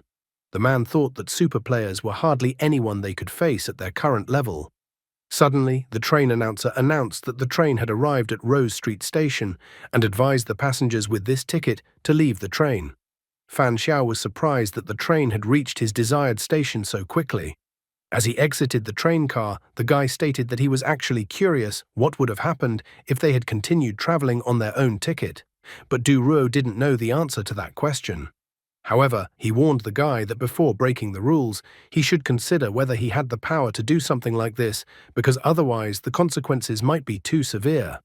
After saying that, Du Ruo and Fan Xiao disintegrated into data and were teleported away. Soon, Fan Xiao appeared in front of the majestic building. Immediately, it was announced that the Fortune Hotel dungeon had been opened. The backstory of this place was that ever since the guests of Fortune Hotel started complaining that there was a foul odor in their rooms, the hotel staff started a thorough investigation trying to find out the sources of the odor. They thoroughly checked the bathrooms, water pipes, floors, ceilings, and windows, but found nothing. However, the odor was getting stronger, so the staff began an even more thorough inspection, destroying everything in the room. Eventually, they found the body of a decomposing woman in a red dress with her hair loose in the mattress. As it turned out, it was a murder with the body concealed. The body was quickly removed and the odor disappeared, but creepy and rather strange things began to happen in the hotel. Some hotel guests complained that light footsteps could be heard in the hallway at night. Daredevils who still decided to open the door of their room at that moment saw the silhouette of a woman in a red dress with loose hair. After that, the hotel guests started disappearing one by one, and the odor reappeared. The staff found the bodies of the missing people in the mattresses of other rooms. Panic from this event gripped everyone, and everyone was convinced that the murder victims hidden in the mattresses had turned into evil spirits that roamed the hotel, killing new guests and stuffing their bodies in the mattresses, repeating their tragic fate. After this brief backstory of the hotel, a system notification appeared. The notice stated that 9 p.m. to 7 a.m. was a time of activity for evil spirits, so hotel guests were advised to lock their room doors and be cautious. It also stated that only one guest could stay on one floor. Violators of this rule would be the first to be attacked by an evil spirit. The system also reported the most important rule. During the dungeon, the hotel will be completely isolated from the outside world, so players will be completely cut off from other space-time levels. After that, the system finally announced that the dungeon task was to live for 3 days in Fortune Hotel. Fan Xiao thought that this was all just an old and rather hackneyed bogeyman. Gradually, other players began to appear beside him. Du Ruo was also among the players in this dungeon. Once all the rules and backstory were announced, a girl appeared in front of them. She looked around at all the players and then announced that she had received a notice that the dungeon had closed. And she also added that they were the last group of players to enter this dungeon. The girl revealed that there are 12 players all participating in this dungeon. The excited guy decided that everyone should enter the hotel first, because the task stated to stay in the hotel for 3 days, which meant that time would only count down from the moment they entered the hotel. However, the woman suddenly declared that they couldn't enter the hotel now. She believed that they did not yet know if there might be any cannibalistic players lurking among them. The woman felt that everyone must first assure that they were not monsters, or else she would not enter the hotel. So whoever wants to go into the hotel can go in themselves. The blonde man was clearly unhappy with the woman's remarks. He felt that he didn't have to prove anything to anyone. The girl next to him advised him to ignore the woman. She even called the woman ugly. The woman was outraged at this treatment in her direction. She stated in a panic that they were definitely cannibal monsters. The woman continued to tell the others that if the 2 people in front of her were unwilling to prove their identity, then they could most likely be cannibal players. Therefore, she advised the others that if the others didn't want to be eaten by them, then they should eliminate the threat beforehand. Fan Xiao once again gave the other players a nickname based on their external characteristics: man with tattoos, babyface, bald man, werewolf, middle-aged man, handsome. Fan Xiao tiredly asked the woman why they should do anything at all. Why does the woman tell them to do something and they have to do it? The woman pretended not to understand what he was even talking about. She didn't understand why the guy didn't want to prove he wasn't a cannibal. And since he doesn't want to prove otherwise, that means he is a cannibal monster too. However, Fan Xiao calmly headed towards the hotel, saying that their mission was not to clear the hotel of cannibal monsters. In addition, the physical strength of cannibals was the strongest among all types of players.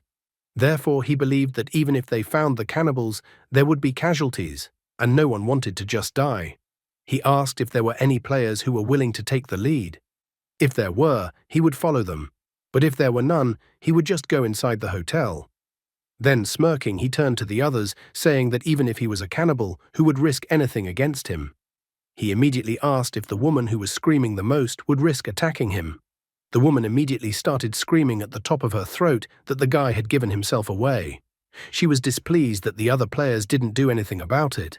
Man with tattoos, on the other hand, thought that the woman was definitely out of her mind and wondered why the woman didn't go and sort it out herself. The handsome man standing next to them decided that the main threat at the moment was evil spirits, so the woman could keep an eye on the cannibals herself. After that, Du Ruo approached the guy. He knew very well that the guy was a white player and that his words could easily make other players think that he was a cannibal. Du Ruo didn't understand why the guy wanted to upset everyone at once.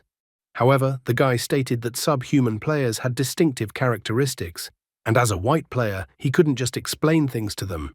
So he decided that he'd rather come forward himself and establish some credibility than let them just accuse him.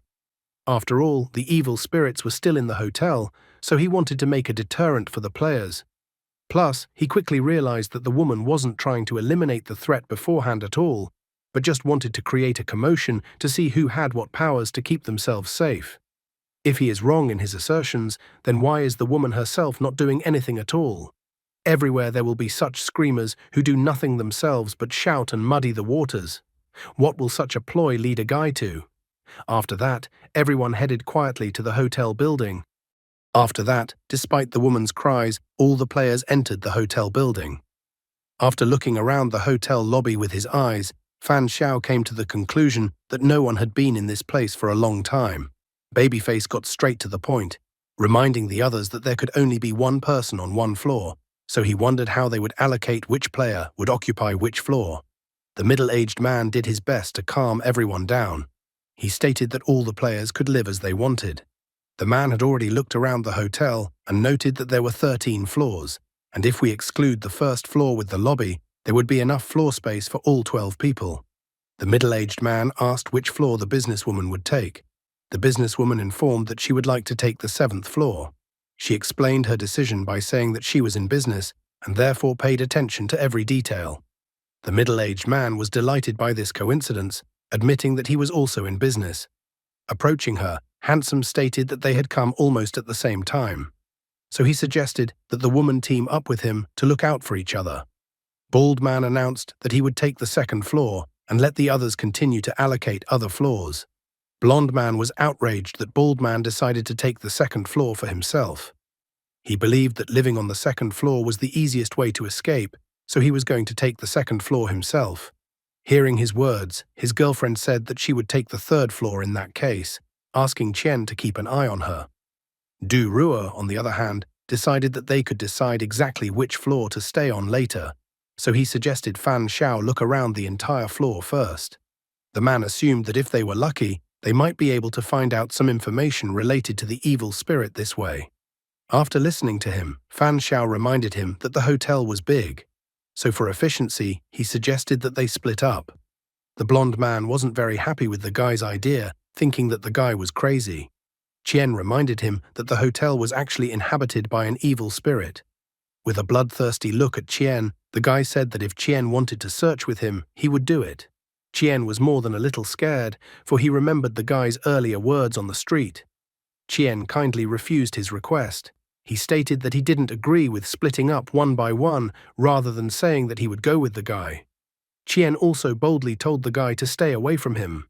Despite his threatening words, Qian actually realized more and more that it looked like the guy in front of him was a cannibal, so he didn't want to anger him. Businesswoman reminded the rest of us that the evil spirit starts every night from 9 p.m. So if they procrastinated and delayed looking for information, it might reduce their chances of survival. Bald Man agreed with what she said and also noted that the game's clues were definitely correct. The man believed that there would be no danger at this time, so he stated that he agreed to split up to search for information. Besides, this way would be much faster than if they all went through every room together, and this way they wouldn't miss any rooms. After listening to his arguments, Handsome agreed with him. Fan Xiao once again took the initiative and went first, announcing that since everyone agreed, they should hurry up. Du Ruo wondered if the guy thought the evil spirit was even real or a fake. Fan Xiao admitted that there was too little information to judge anything. As they were going up the stairs, the guy suddenly stopped and turned to Du Ruo, saying that he would leave the floor inspection to Du Ruo and go up to the 13th floor. Du Ruo did not object to this initiative in any way. Before he left, he even advised the guy to be more careful. Fan Xiao annoyed Du Ruo, and he thought of him as a sticking band-aid, as the man never left his side. In the end, the guy decided it was some kind of test from the Special Affairs Agency to check him out. After a while, Fan Xiao arrived at the 13th floor. The first room he was going to start his search was 1301. At first glance, he noticed that no one had been in this room for a long time, so he didn't expect to find any easy clues here. Therefore, he immediately took out the anemia earring. Waiting for clues was not the best way to successfully pass the dungeon, so he decided that now would be a good time to try out the anemia earring, the item he had received as a reward after completing the last dungeon. After only a moment, he saw that he needed the curtains. After pulling down the curtains and taking a look at them, the guy was glad that the task had been successfully completed and that the anemia earring was actually incredibly useful.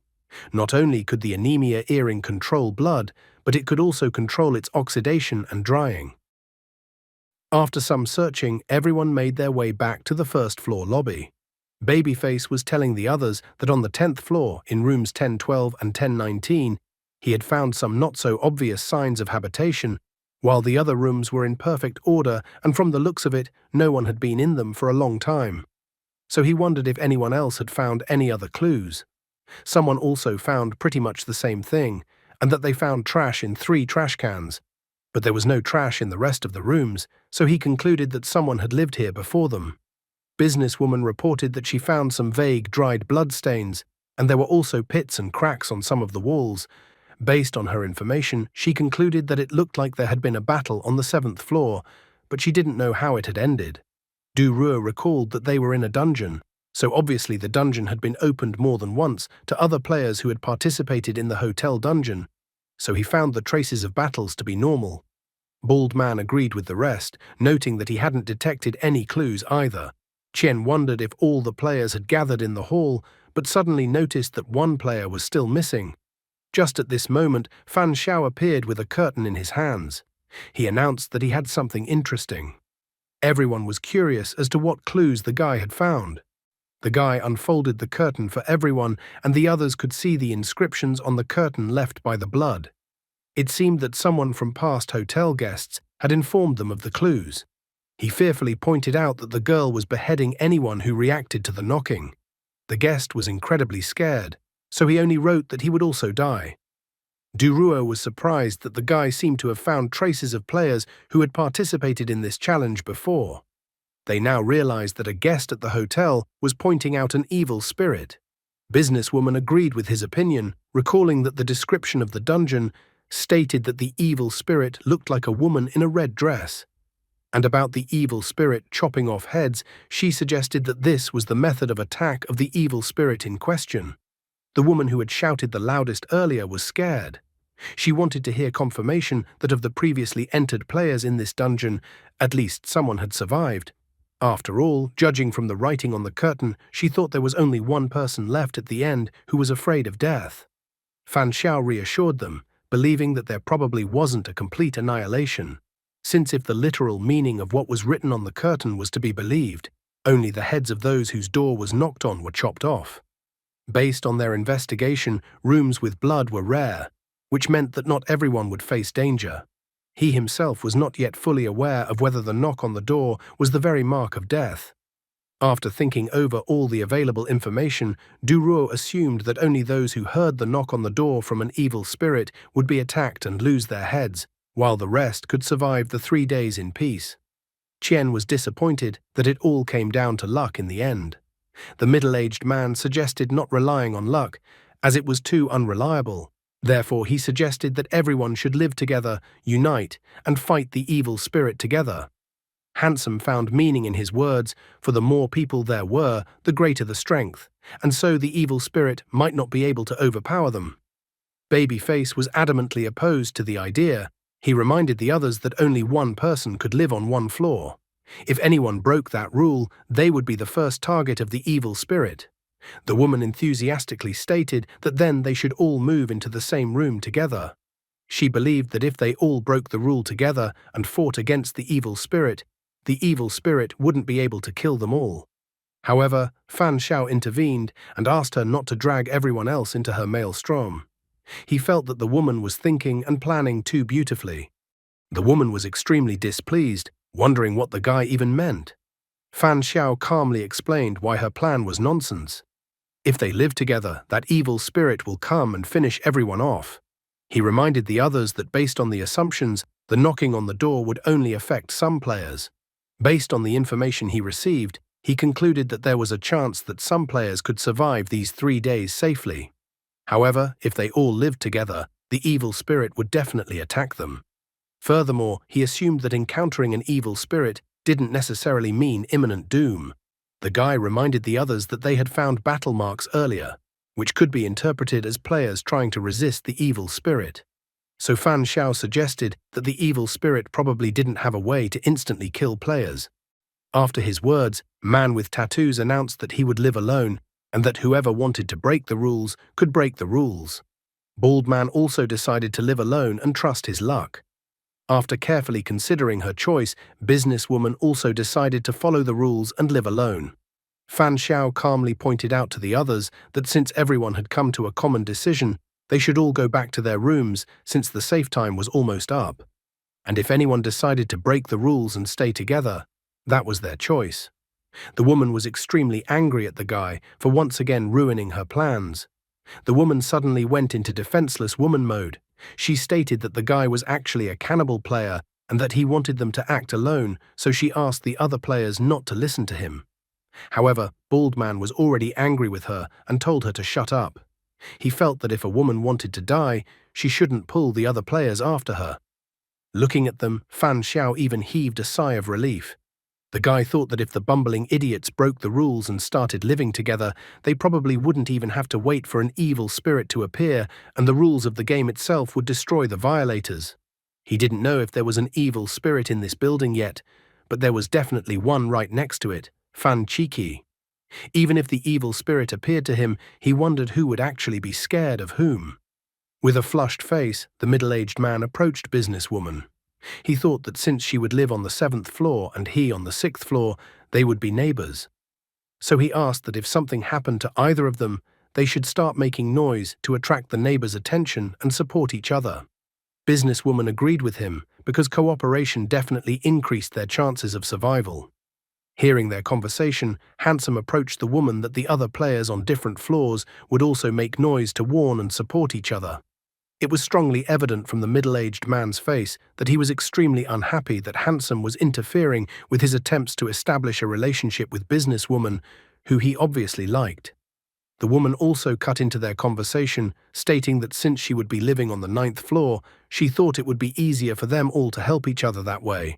The middle-aged man was extremely surprised and unhappy that everyone was just getting in his way. Businesswoman said with a smile that she agreed to cooperate because the more people the better. However, it seems that middle-aged man and Handsome have become rivals in the fight for the heart of businesswoman, who does not seem to be interested in either of them. Looking at them, Fan Xiao calculated that there were 2 subservient men, one young woman, another female provocateur, and a couple of stylists. In his opinion, the overall danger was not great. The others, however, were rather taciturn, so it was difficult for him to understand them for the time being. In the end, he decided to behave more cautiously with them, but one player from their group pissed him off the most. As soon as he entered the elevator, Duruo also entered the elevator with him. They used to walk up the stairs, but now it turns out the hotel has an elevator. The guy was annoyed with Duruo because even now Duruo was supposed to live on the 12th floor, but for some reason went with the guy to the 13th floor. The elevator doors opened and a happy Duruo walked out following the guy on the 13th floor. Then he said that he had some business with the guy and that they needed to find a place to sit down to discuss an important matter. After a while, they came to room 1308. Duruo thought that as long as there was time before 9 p.m., then they could chat, as long as the guy didn't mind, of course. Fan Xiao also said with a smile that he didn't mind chatting before the appointed time. However, in his thoughts, he was extremely dissatisfied with Duruo. Even though he didn't mind socializing, Duruo had already come to his room before he even asked for permission. And on top of that, he immediately sat on the bed. The guy even thought that Duruo seemed to have been raised poorly as a child. Duruo didn't care. He confessed that he was interested in one question. Previously, the guy at the hotel entrance had hinted that he might be a cannibal player and that it was to catch someone's eye. Duruo wondered if the guy had made any progress in this matter. Fan Xiao evasively informed that it was just for fun, so it wasn't a fact that it would produce any results. Although no one fell for his ploy, he still had some assumptions. He believed that man with tattoos, babyface, and bald man might be cannibal players. After hearing the guy call one of the players babyface, Duruo praised him for choosing a pretty accurate nickname for that player. He wondered why the guy thought that one of them might be a cannibal player, and what the guy thought was wrong with them. Fan Xiao shared the observation that everyone else is active, so it is immediately obvious that they cannot hide their intentions. But man with tattoos, babyface, and bald man are constantly silent and rarely say anything. If something were to happen, he believed that they would be the first ones to be under suspicion. Duruo finally exhaled and revealed that he hadn't actually come to discuss the players, but for another reason. He was curious. He wanted to confirm his speculation that those bloody marks on the curtain were actually drawn by Fan Xiao. Fan Xiao smirked and wondered if Du Ruo had been tasked to be an evil spirit and kill people. Du Ruo also grinned in response because based on the guy's words, there was no evil spirit in the dungeon. It was all just a disguise, and the evil spirit was actually just a person. He even made the comparison that it was a quest like the werewolf game. And it turned out that if Du Ruo was tasked to play the role of an evil spirit, then Fan Xiao would definitely be in trouble now. Fan Xiao smiled, saying that he was just joking and trusted Du Ruo. After all, it was unlikely that the official staff would kill innocent players. However, Fan Xiao was not a fool and was well aware that with the strengthening of Raj, Fan Qi would surely be able to kill Du Ruo. Du Ruo continued to smile, noting that the guy's speculation was quite interesting. But unfortunately, he wasn't tasked with being an evil spirit, so the guy could test him however he wanted. The guy's face even covered in cold sweat. He assured that there was no need to do that, because the bloody footprints were a trap to catch other players. Fan Xiao explained that if one recalled the description of the dungeon, the rules related to the evil spirit are quite obvious. The evil spirit will hide the bodies of dead people in the mattress, repeating its tragic fate. Now Fan Xiao has tampered with the information and added 2 new rules. Rule number 1, the evil spirit will knock on the door to mark the victim. Rule number 2, the evil spirit will chop off the head of the person it is about to kill. Fan Xiao concluded that if an evil spirit really exists, it is unlikely to follow such rules. However, if the evil spirit follows these 2 rules, it will fall into a trap that will indirectly confirm that the evil spirit is actually a person who plays the role of an evil spirit. Thus, the person who plays the role of the evil spirit knows perfectly well that the bloody writing on the curtain is fake. Therefore, the fake evil spirit's first order of business would be to eliminate the threat, which means it would probably try to kill Fan Xiao first. Du Ruo was surprised that the guy was so confident and believed that he could defeat the evil spirit. Fan Xiao corrected his thoughts by saying that it would only make sense if the evil spirit was a fiction. Otherwise, if the evil spirit really existed, it wouldn't care about the guy's pranks. Suddenly, Du Ruo took out 2 paper cups. He explained that he was holding an E-rank item, the evolved paper cup for communication. The man revealed that the 2 cups could provide communication in the same spatial domain, which was a good substitute for walkie-talkies that couldn't be brought into the dungeon. The guy was surprised that there were even such useful items found. Du Ruo held out 1 cup to the guy. The man asked the guy that if the guy catches the evil spirit today but can't handle it, he should remember to inform him so that he can come to the guy's rescue in time. Du Ruo was amused that everyone was avoiding the evil spirit, but the guy on the contrary decided to provoke the evil spirit. Before leaving, Du Ruo decided to find out why the guy was so sure that the evil spirit was just a fiction. Fan Xiao explained that he had just thought that the likelihood of such a situation was high. He didn't deny that there were such things as evil spirits, but he felt that such supernatural things were unlikely to appear in the Irang dungeon. Du Ruo wished the guy good luck with catching the evil spirit. He once again reminded the guy to remember to let him know if anything happened. Fan Xiao smilingly asked Du Ruo not to worry about it. It was soon 10 p.m. in the evening. A woman was sitting near the door, holding a lamp in her hands. She was trembling all over, but tried to convince herself that she couldn't possibly believe that she would suddenly meet an evil spirit. Suddenly, there was a knock at her door. The woman was frightened because if someone knocked on the door, then it was definitely an evil spirit. She thought that the main thing was not to open the door, but to hold it so that no one could open it, and then she would be safe. Suddenly, a woman who was an evil spirit appeared right in front of her. She instantly attacked the woman who was frightened and screaming.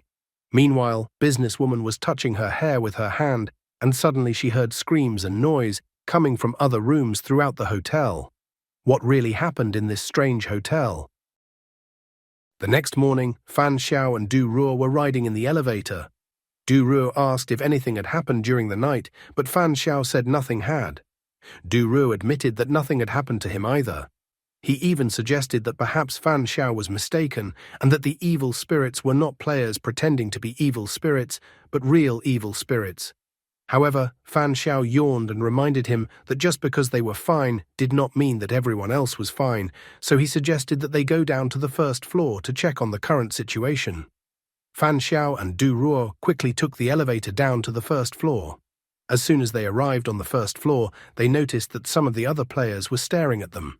Fan Xiao was slightly surprised that almost all the players were already in the first floor lobby, noting that they had gotten up quite early. Babyface approached them and asked if they were the only ones who had arrived by elevator. Hearing his question, Fan Xiao immediately tried to find out if all the players were on the first floor. Handsome explained that only the sweet couple and the woman who kept shouting that she wanted everyone to live together were missing. Businesswoman was slightly saddened, hoping that nothing had happened to those who were not here. However, at that moment, middle-aged man emotionally said that he didn't know if they were in trouble, but he had almost gotten into trouble yesterday. He was angry when he said that an evil spirit had knocked on his door at night, so he immediately broke things to send a signal. In the end, the middle-aged man did not understand why the businesswoman did not come to his aid, but the businesswoman admitted that someone had also knocked on her door at night. Babyface also reported that someone had knocked on his door as well.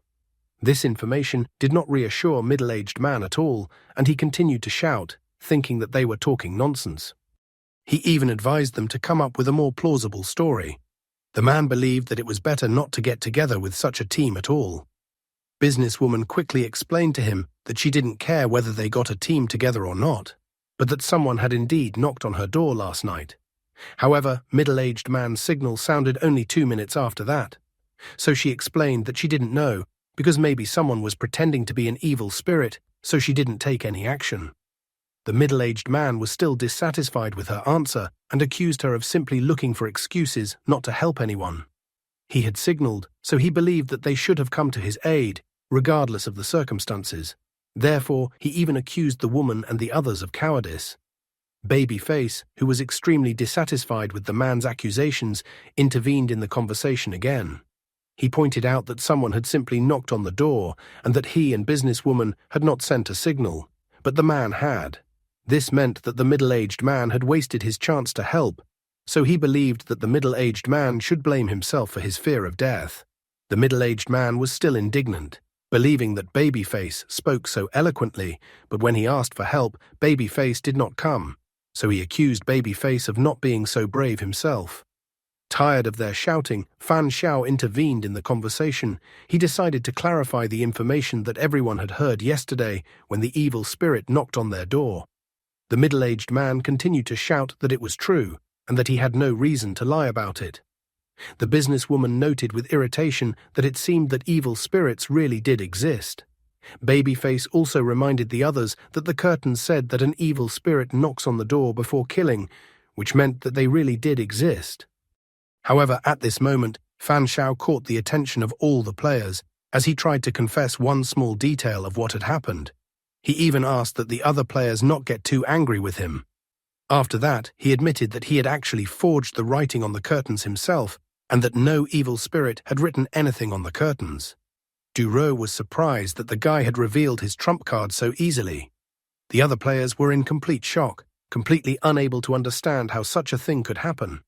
They inquired as to why the guy had forged the inscription on the curtain and what he was up to. Fan Xiao then explained to them that he had created this inscription on the curtain to see if there were any evil spirits in the hotel at all. And after the previous night, the only conclusion was that there were no evil spirits in the hotel at all. After all, if they were real spirits, they certainly wouldn't act on his fake clues, which meant there was only one possibility that some of the players had gotten a special assignment. He clearly pointed out that some of the players were given the task of pretending to be an evil spirit and killing other players. Almost all the players present were completely shocked by the information that the guy had voiced. They began to take turns claiming that they heard someone knocking on their door, but it wasn't them. Someone was still amazed that one of the players was pretending to be an evil spirit. Handsome tried to address the guy, noting that since he had arranged all this, he could be an evil spirit. However, Fan Xiao gave him a cold glance, noting that if it was him, then he might as well not confess about the curtains. And tonight, instead of knocking on the door, he would find a way to enter and kill all the players one by one. Handsome was completely powerless against such arguments, so he didn't even have the right words. Then Duruo intervened in the conversation. He reminded the other players that since their conclusion was that there was a fake evil spirit among them, then everyone was a suspect. However, Duruo happily stated that there was some positive news, because now they knew that their enemy was not an evil spirit, but a human. Fan Xiao explained to everyone that they were essentially playing a werewolf game, but with some differences. In the werewolf game, the werewolf always kills at night, but in their game, when they realize that they are facing a normal player and not an evil spirit, it is no longer as scary to confront the enemy. Handsome was glad too, thinking that if the enemy was human, then they didn't need to be so afraid. The middle-aged man noticed the logic in the guy's words, noting that it all sounded plausible, because if it was a real evil spirit, then it wouldn't be knocking on the door. Fan Xiao once again took the lead, explaining to the others that they now had 3 players whose fate was unknown. Therefore, he was suggesting that the rest of the players check what had become of them first, and then decide what to do next. However, the middle-aged man didn't like the guy's plan. He thought that there was no need to confirm anything, because if the players didn't come down, then they were definitely killed by an evil spirit. And based on the fact that a human had done it, that meant a human could kill someone during the day. Despite all the cries of the middle-aged man, Fan Xiao pointed out that the rules of the trial stated that spirits hide their bodies in mattresses, so he noted with a horrified look that surely the players didn't want to sleep on bodies that were hidden in mattresses. The others were also terrified at this prospect. Fan Xiao, as the leader, announced that once they find the bodies, then he would then be able to figure out which one of them is the evil spirit. Handsome wondered if the guy had any other clues and what kind. However, Fan Xiao pointed out to him that there might be a fake evil spirit among them, so he wasn't going to be so stupid as to reveal all his cards. So he advised Handsome to just look for the body in the mattresses. Handsome didn't like that answer from the guy. The middle-aged man was still unhappy with the guy's behavior, believing that the guy was putting fear into them, and they didn't yet know if the guy was telling the truth or lying to them. The very thought of sleeping on a mattress with someone in it gave businesswoman goosebumps all over her body, so she immediately agreed to do a body search. Babyface supported her thought, explaining that everyone would be able to help during the day anyway, and it was unlikely that a fake evil spirit would act so brazenly. Fan Xiao turned his back to them, getting ready to leave. Lastly, he told them that this was all he wanted to tell them, but it was up to them to believe it or not. Duruo looked at the guy suspiciously. He wondered what the guy was really up to. After a while in one of the rooms, Fan Xiao continued to search the room and complained that the entire building had 13 floors, hundreds of rooms, and they had already searched almost half of them, but still found nothing. He even began to doubt that a fake evil spirit had hidden the bodies in the mattresses. But at that moment, he heard a suspicious sound behind him and turned around. Standing near the door was Bald Man, who possessed the arrogant doorknob item. Fan Xiao inquired what Bald Man was up to, but the man only smiled slyly. He pointed out that he possessed an E-ranked item, the arrogant doorknob. If this item was placed on a door, the door would completely block sounds from both outside and inside. Fan Xiao was a tough guy, so stuck his hands in his pants pockets and tried to extract information from Bald Man. The guy tried to make sure that Bald Man was the one who pretended to be an evil spirit and killed the 3 players. He was slightly surprised that the item's abilities were really strange and varied. However, Bald Man corrected his thoughts that it was like that, but he only killed the woman who screamed the most, and the other 2 broke the rules and were therefore wiped out by the game. What Fan Xiao wondered the most was why Bald Man hadn't attacked him last night. Bald Man coldly explained that he had one item that allowed him to see the approximate chance of victory against a particular player. Thanks to this, he noticed that the guy was incredibly strong, but the chance of victory against him was only 52%. Therefore, to reassure himself, he didn't attack the guy and instead chose a weaker opponent.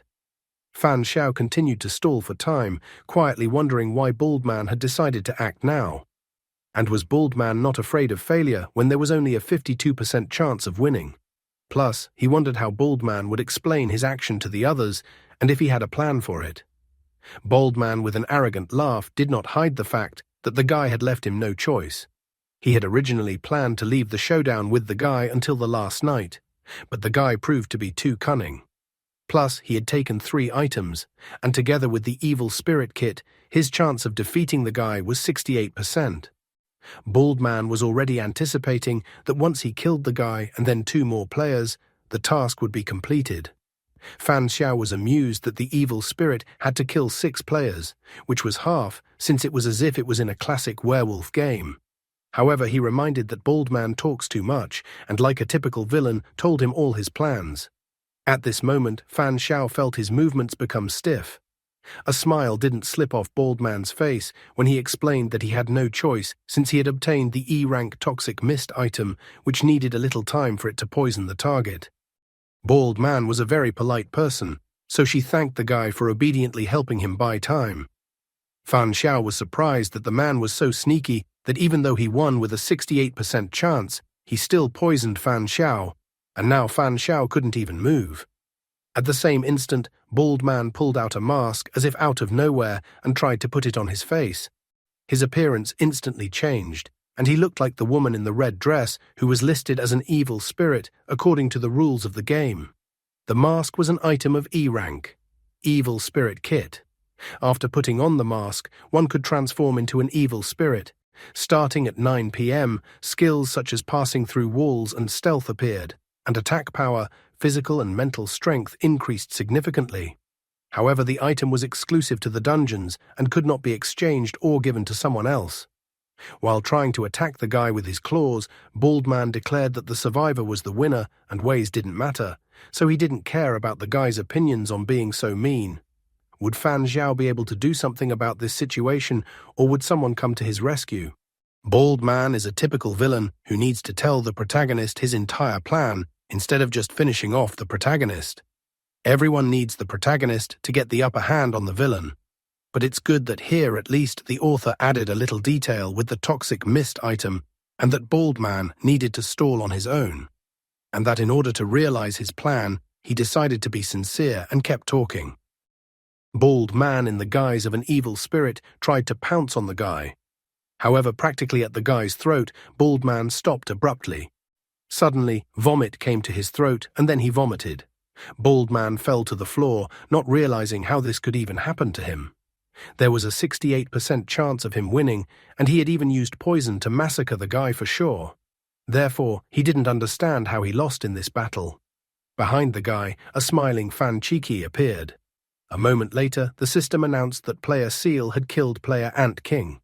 After that, an antidote appeared in the guy's hand. Opening the bottle cap, the guy drank the antidote in a flash.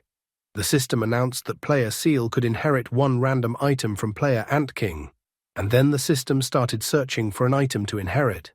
Fan Xiao thought that it looked like the item for calculating the odds of winning only took into account the body's evolution level and equipped artifacts, but didn't take into account the player's abilities. A moment later, the system reported that the guy had obtained the E-rank item, Arrogant Doorknob. According to the system's description, being part of a wooden door worth 500,000, the doorknob has its own pride, incomprehensible to pathetic and insignificant people. The item note stated that if you attach the handle to the door, you can not only lock the room, but also isolate the sound inside. After reading the item's description, the guy decided that he shouldn't rely too much on the abilities of items, especially low-level ones. Fan Cheeky was dissatisfied with how sturdy Bald Man's clothes were. She was dissatisfied that she couldn't even tear his stomach. Leaning over to Bald Man, the guy examined him. He considered that the mask on the guy was the evil spirit artifact, and when he took off the mask, Fan Cheeky could deal with Bald Man's body. The girl thought Bald Man was just her toy.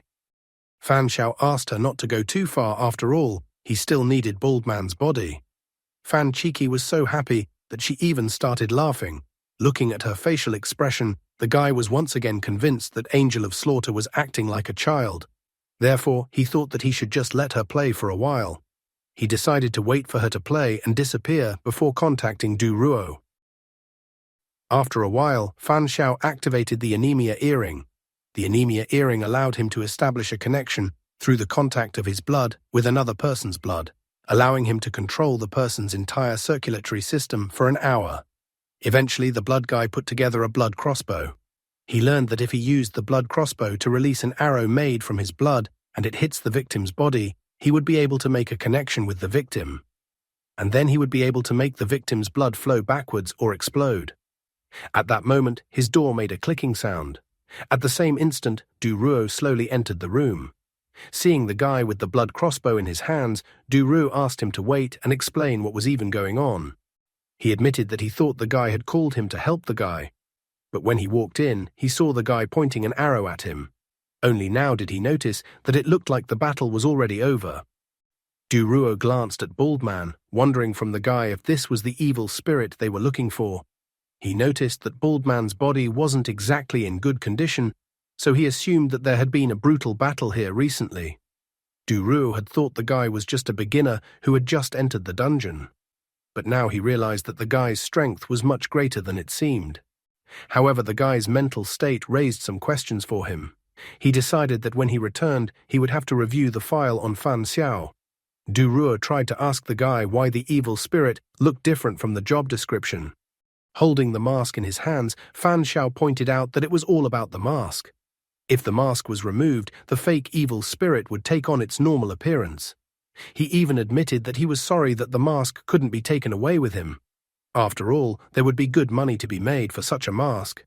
After sitting down and looking at Baldman's hand, Du Ruo said that he was sure that the evil spirit would be a cannibal, but to his surprise, Baldman was a half-human with no external distinguishing features. Fan Xiao speculated that Baldman might have eaten insects. Then that would explain the lack of noticeable features on Baldman's body. Fan Xiao pointed out that they had another problem. Even though they had dealt with the evil spirit, the task was still not completed. After all, the system was showing that there were 2 days left until the dungeon was closed. Du Ruo realized that the real purpose of the dungeon was not to exorcise the evil spirit at all. But he still didn't understand what the real purpose of this dungeon was. Fan Xiao cryptically confessed that he had one guess in this regard. First of all, he suggested that they go down and carry the body to the hall to explain to the others what really happened. Soon they and the other survivors arrived in the hall, where the guy explained to them what had really happened. He said that he had caught the player playing the role of an evil spirit and then massacred him. Businesswoman admitted with sadness on her face that they had managed to find the bodies of the 3 missing people. But the sight was too violent for her, so they didn't move the bodies to the lobby. Nevertheless, Businesswoman thanked the guy, because now that the evil spirit was gone, at least they could relax at night. Du Ruo also joined her, noting that he was very afraid that someone would knock on his door. He thanked the guy for being able to sleep peacefully tonight. Standing behind them, Werewolf wondered what the guy would do if the player playing the role of the evil spirit didn't follow his plan. If the spirit didn't knock on the door and chop off heads, what would the guy do in that case? Fan Xiao clarified that in such a case, everyone would have started to doubt the reality of the evil spirit. After all, then no one would have died, and the evil spirit's behavior would not be in accordance with the fake rules. And if the evil spirit never manifested, then they would be able to safely wait out the dungeon until the end. However, if someone did die, everyone would act together, and then the evil spirit would have almost no chance of successfully accomplishing its task. Werewolf kept asking questions. He wondered what if the player playing the role of the evil spirit had realized the guy's plan and deliberately followed the fake rules to create panic and make the players kill each other. Businesswoman also wondered what would happen if the evil spirit was real and not a disguised player. After all, then the evil spirit would not be following false rules. With this scenario, if people got together, it could really attract the evil spirit and provoke it to attack. From their questions, the guy only exhaled and smiled. He pointed out again that such an option was only possible if the evil spirit actually existed. If they got together, they would have a better chance of surviving an attack. In the worst-case scenario, if any of them died, then it would already be possible to disperse into rooms to minimize casualties. He smirked and even pointed out that if that was the case, he wasn't going to break the rules himself, and he wasn't going to live with the others. Handsome yelled at him in anger. He pointed out that the guy should be held accountable for his actions. After all, if the guy hadn't tampered with the evidence, no one would have panicked. And they would have all just strengthened their defenses, and then maybe no one would have died. However, for all his words, the guy only laughed. Fan Xiao explained to them that the bodies of the 3 dead people spoke quite clearly about the entire situation. He didn't care about their thoughts because the fact was that he had already killed the player who was playing the role of an evil spirit, and he didn't expect any gratitude from them or that they would start trusting him. He even admitted that he didn't trust them at all either. Suddenly, the middle-aged man said he trusted the guy. Now that the spirit was gone, he was interested in another matter. He was going to discuss with everyone how to divide the spoils from the fake evil spirit. Waving the mask in his hands, the guy asked if these were the trophies middle-aged man was talking about. Middle-aged man was glad because he was talking about an item that should drop out after killing a player, especially if it was an evil spirit. However, the guy's look changed abruptly to a cold one. He stated that it was no wonder the man had such a face, so he probably wanted to cover it up with that mask. In his opinion, middle-aged man had done nothing but wanted a trophy. The guy thought middle-aged man's request was just unbelievable chutzpah. Middle-aged man was shocked by his words. The middle-aged man seemed to take great offense at his words, as he started yelling to everyone that the guy was a cannibal and he was the one who confused them with false evidence. He thought that if the artifact remained in the guy's possession, they were unlikely to survive the night in peace. The middle-aged man began to tell them that the guy might come up with some new trap. Handsome intervened in the conversation, asking everyone to calm down. He also pointed out that they hadn't proven that the guy in front of them was a cannibal yet. Nevertheless, Handsome decided that until they could sort things out, it would be logical to give the artifact to someone they trusted. The guy looked at him coldly and wondered who everyone trusted and if he was talking about himself. Handsome tried to dodge the question by saying that he was not talking about himself. Regardless, he considered it a matter of general safety and explained that he had no personal animosity towards the guy. He even asked the guy to understand him on the matter. A middle-aged man jumped at the idea. He thought that the player who aroused the least suspicion among the other players should take the mask. Smiling, Fan Xiao tossed the mask to middle-aged man, declaring that he was suitable. The guy even asked that middle-aged man keep the mask properly. But when middle-aged man caught the mask, he saw a system notification that the item in his hand was exclusive to the dungeon, and that an unfit player could not obtain or use it. Middle-aged man was enraged, believing that the guy was just messing with him. It pissed him off that the item was a quest item, and the guy hadn't told him about it before. However, Fan Xiao only laughed, thinking that watching everyone fight was fun, because it was like going to a circus with monkeys. Middle-aged man announced that the evil spirit danger was actually gone, but the cannibal player was still in front of them. Middle-aged man pointed at the guy, shouting about how he was a cannibal. He even started yelling to everyone that the guy would attack them tonight, so they wouldn't be able to sleep well for the next 2 nights. So the middle-aged man suggested that everyone should get rid of the threat together, as they would all feel better without the cannibal. Everyone was shocked by his words, and only Duruo knew the truth and could barely contain his laughter. However, the guy glared bloodthirstily at the middle-aged man, asking if he was looking for death. Everything went exactly according to his plan, as this was the most opportune moment to provoke the cannibal players to reveal their identities. So he planned to add more fuel to the flames. The middle-aged man had already directly pointed out that the guy had shown his true colors. He was going to take it out on the guy together, but at that moment he was pierced by a spear. Middle-aged man was instantly knocked out of the game. Babyface behind him used shape-shifting clothes. The E-rank item, shape-shifting clothes, is a garment made of a special metal and has the powerful ability to transform shape and change color. One outfit replaces 100 ordinary ones, perfectly solving the problems of the poor. According to the item note, this artifact combined attack and defense. In weapon form, it has the strength of steel, and in armor form, it covers the wearer like a bulletproof vest. According to the second item note, the magical garment has the properties of a liquid. Separated parts can be put back together and reunited. Babyface stated that since he attacked first, then they didn't need to pretend anymore. He glared menacingly at Handsome and Businesswoman, believing that now that the evil spirit was gone, they could now sever all ties with them. Handsome and Businesswoman were startled. Babyface stepped forward, announcing that the other 2 could attack with him. They would quickly deal with the others and feast for the remaining 2 days. Fan Xiao was even slightly surprised at such a sudden turn of events. Businesswoman was surprised that all three players were cannibals. Handsome, on the other hand, thought that there was no need to clarify again, since everything was already obvious. Fan Xiao turned around to Man with Tattoos and Babyface, whether they knew each other. However, Babyface admitted that Man with Tattoos seemed like a cannibal to him. He stopped by Man with Tattoos before 9 p.m. last night to check him out and was right. Stepping forward, Man with Tattoos announced that there were 7 of them left, so 3 against 4, meaning the chances of winning were incredibly high. Man with Tattoos had already discarded the calmness on his face. He admitted that he hadn't eaten anything all day already, so he couldn't wait for the banquet to start. Man with Tattoos lunged at the remaining players. Handsome and Businesswoman were still incredibly scared. However, at this moment, Fan Xiao appeared in front of Handsome and Businesswoman and announced that there would be no banquet. His action surprised Businesswoman, Man with Tattoos, and Handsome. Babyface angrily inquired what he meant. At this point, Fan Xiao apologized to everyone and then revealed that he was actually a white player.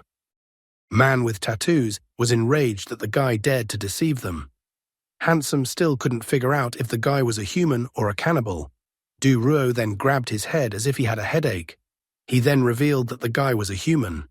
He also mentioned that he knew the guy even before this game, so he could vouch for the guy. Du Ruo admitted that all the guy's actions were just a disguise and a tactical move. Werewolf gritted his teeth, stating that he believed the guy. Businesswoman suddenly pulled out her whip, informing him that they'll talk it over later, but first they need to deal with the cannibals.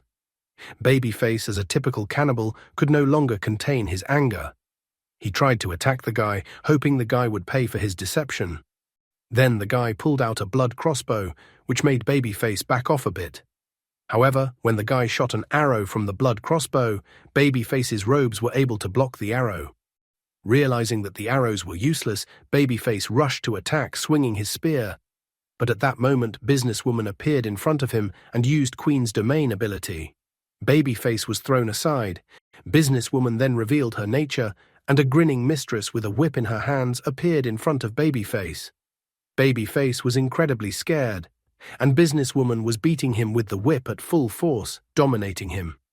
Fan Xiao was surprised that Babyface's armor could defend against the blood arrows, but couldn't even soften the whip blows. He realized that the whip was also an artifact, and apparently of a high level. How will their fate unfold next, and at what speed will they deal with the cannibals? Man with Tattoos and Werewolf clashed their fists. Werewolf was almost as strong as Man with Tattoos, although the latter was furious. Du Ruo decided to seize the moment and tried to attack Man with Tattoos with his sword, but the latter dodged Du Ruo's sword on reflexes. Du Ruo announced to Man with Tattoos that the two of them would be his opponents in this battle. Man with Tattoos was furious. In his thoughts, he confessed that he had absolutely never expected that the guy would deceive them and was not a cannibal. Now the situation for the cannibals was at a maximum disadvantage, as 2 cannibals were facing off against 5 players. Looking at Du Ruo and Werewolf's ongoing fight against Man with Tattoos, the guy noted that it looked like the Special Affairs Agency's forces were in place, so he felt that he didn't need to worry about that fight. To the surprise of the others, the middle-aged man was still alive and asked for their help. However, Handsome smiled slyly, noting that he still couldn't save himself and would die soon. Therefore, Handsome believed that since middle-aged man would die, the enemy should not be allowed to take possession of his items. Middle-aged man was terrified, realizing that his fate was sealed. He even asked Handsome to spare him. However, Handsome didn't listen to him and finished his dirty deed, asking the middle-aged man not to worry about anything, and he even promised that he would definitely avenge him.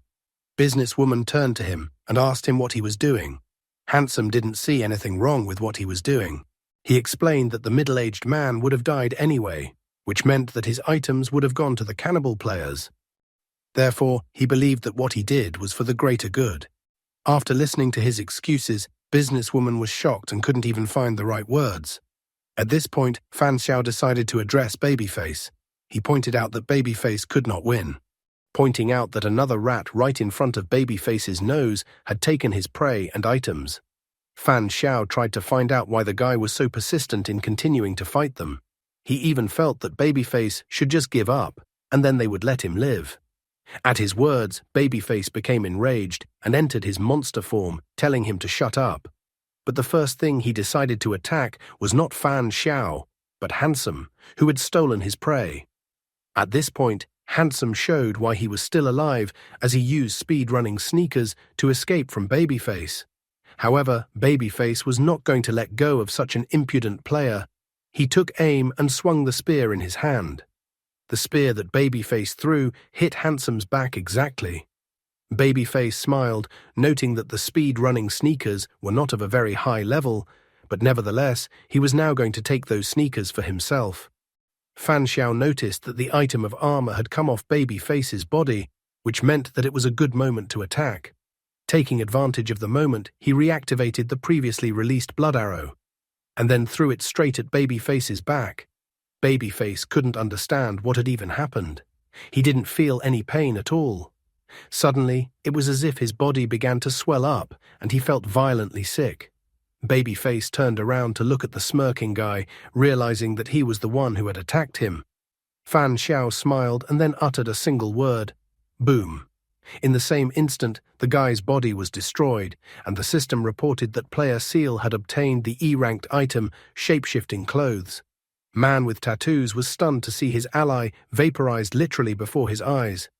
At this moment, Man with Tattoos let his guard down, and Duruo appeared behind him.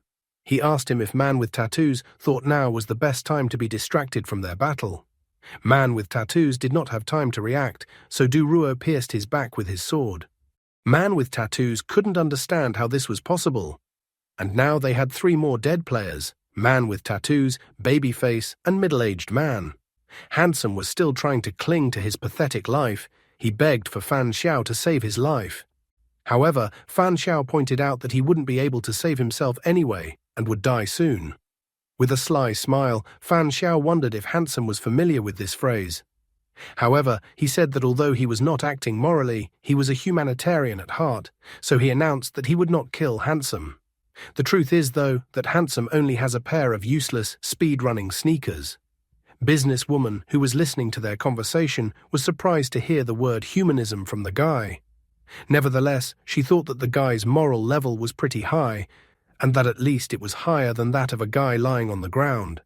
Businesswoman dealt Handsome both a moral and physical blow, informing her that too often the team was filled with people who were unwilling to help but happy to take advantage. At this point, animal ears appeared on Businesswoman's head. She reported that she rather liked people like the guy in front of her, smart and brave. Fan Xiao was surprised that there was another one of the half-human among the players. An overjoyed Duruo began whistling a song, noting that he didn't think at all that they would be able to deal with all the dangers before the end of the first day.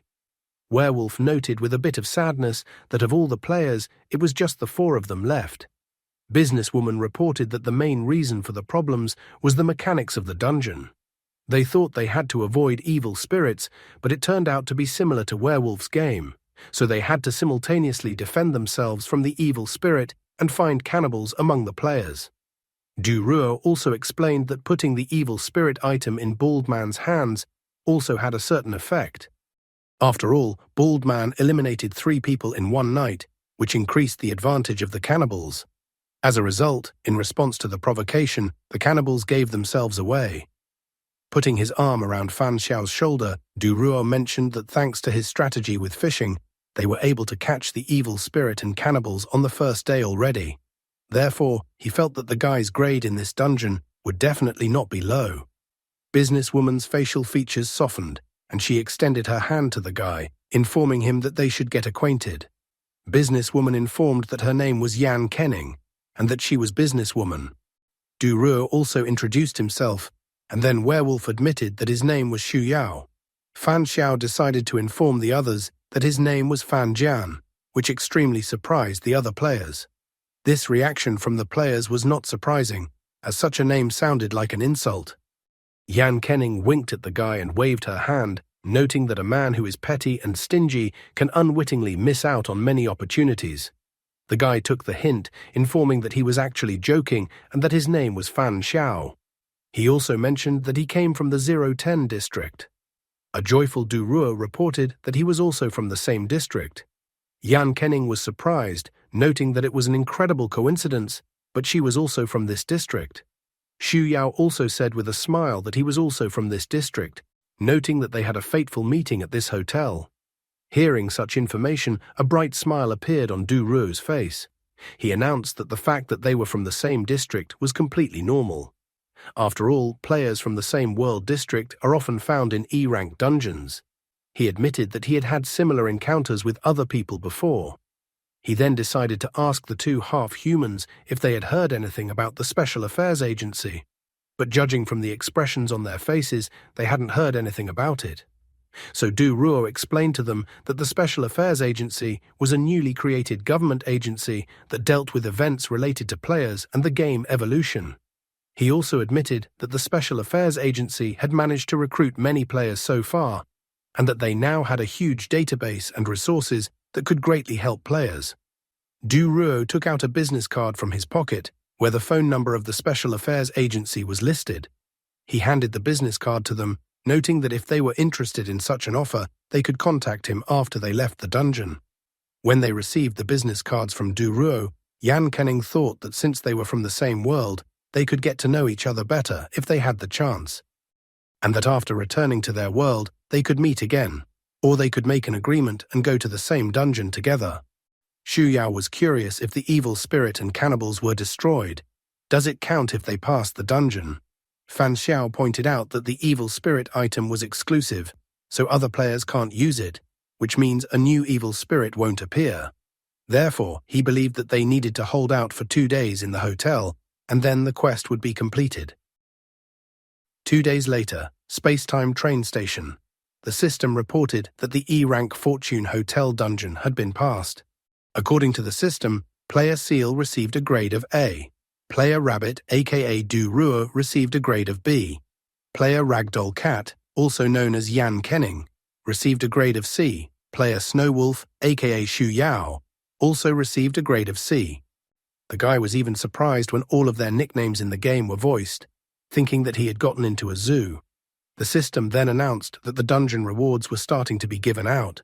The system asked all players to check their inventory. Looking at his inventory, Fan Xiao began to examine what he had gotten for passing the dungeon. Scenario rewards: 1 D-rank item, 2 tickets for the space-time train, 3 vials of E-rank evolution elixir, 3 vials of E-rank mental recovery elixir, 3 vials of E-rank healing elixir, 1 vial of E-rank truth serum, 8,000 in-game currency. In addition, he received a special reward, a D-rank item called Master Antidote. The item description read, "Players who can poison others often find it difficult to defend themselves.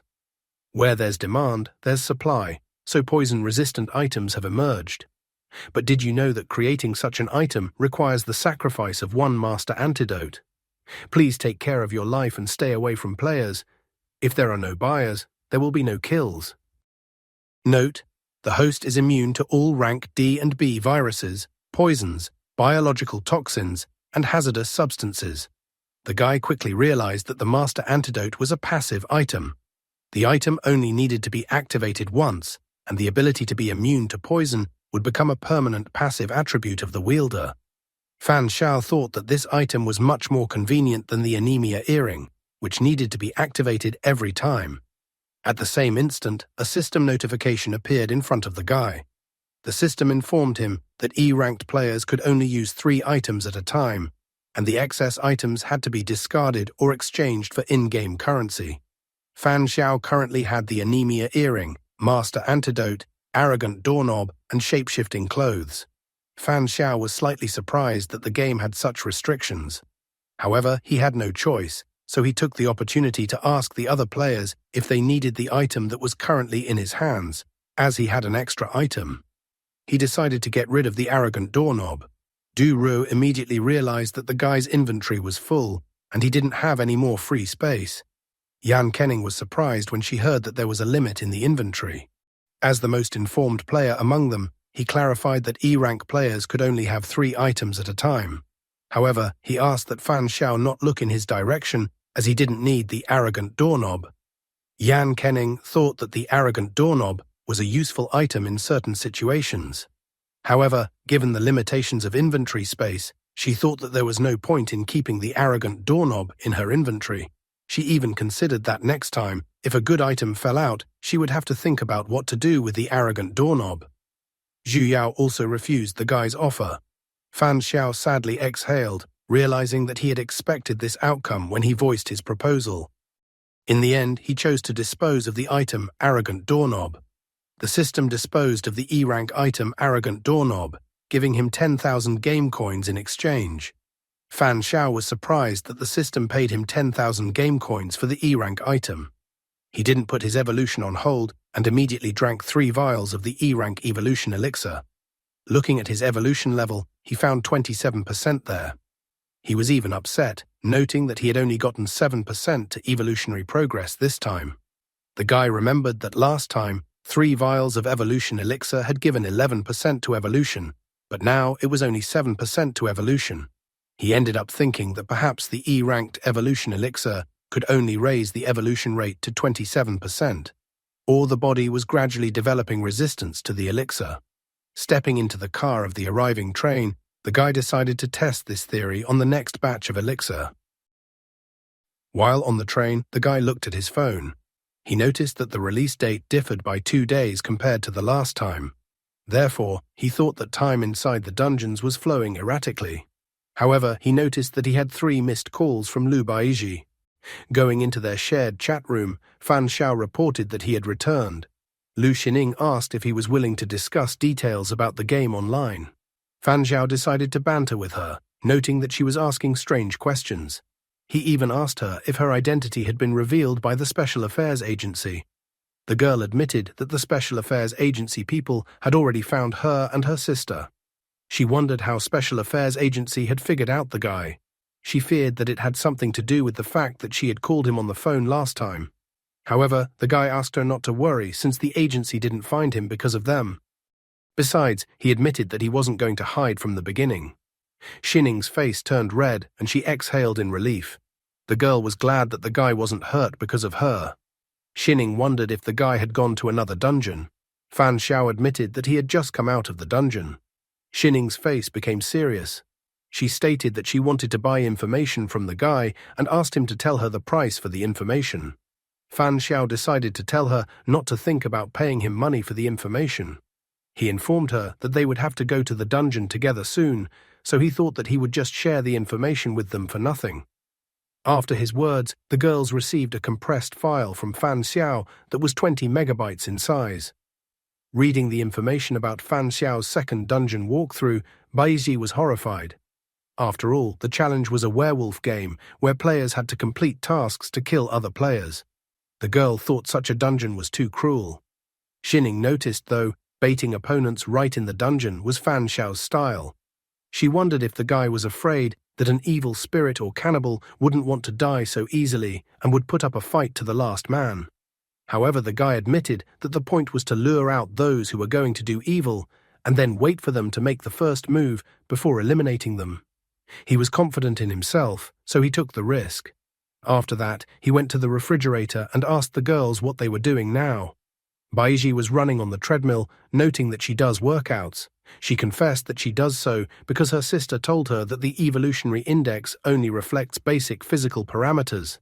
So to utilize 100% of one's potential, one has to squeeze the most out of the body through workouts. Xining, on the other hand, was helping her sister with her study homework. Looking at the material, the guy noticed that the knowledge scores covered the entire high school. He realized that Baiji was in her final year of high school. The guy noticed that if Xining did everything for her sister, it might affect her sister's grades in school.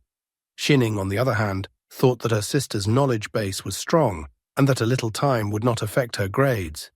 In addition to that, she believed that her sister's knowledge gaps could always be filled by luck. She even confessed that Baiji had such a case where she answered all the difficult questions in a test and hit all the right answers. The guy was surprised that Baiji was so lucky. The girl's face turned red at that moment. Xining continued to praise her sister, noting that she wasn't just lucky. The girl even stated that she had never met anyone luckier than her sister. After listening to them, the guy decided not to tell them that at one time he had been saving up his luck to use his luck for his final exams. The guy decided not to set a bad example for them. In the end, he stated that he had some things to do and that he wouldn't enter the dungeons for now. In the end, they decided that they would agree on a meeting place later when the girls were ready to go to the dungeons. After a while, Fan Xiao decided to go eat at the nearest establishment. However, his current supply of luck was 120 out of 200, so he made the food inedible by his bad luck and knocked over the dishes with food. The angry woman informed him that the guy had exceeded the limit of available ingredients, so no one would refund his deposit. The guy didn't fight back, stating that he would pay for everything.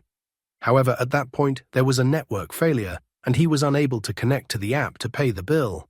The woman was angry, not understanding why the guy still hadn't paid the bill. She wondered if the guy was plotting to eat at someone else's expense. Forgetting to pay using the internet, Fan Xiao decided to pay in cash. He remembered that today was the 7th day of accumulating luck for the sake of activating a superpower, so his level of bad luck was already visible to the naked eye. Fan Xiao decided that it was now time to go into high caution mode. After all, when natural disasters happened too often, it was time to fear human disasters. At that moment, he got a call on his phone from his mother. Looks like we found his biggest vulnerability, his mother. He probably hadn't shown up at her house or called her in a while. What are Fan Xiao's future plans for his life? And that's all for today. Thank you very much for watching the video. If you would like to see a sequel, please like, subscribe to the channel, and leave your wishes in the comments. You can also subscribe to Telegram to know about new videos. Bye everybody.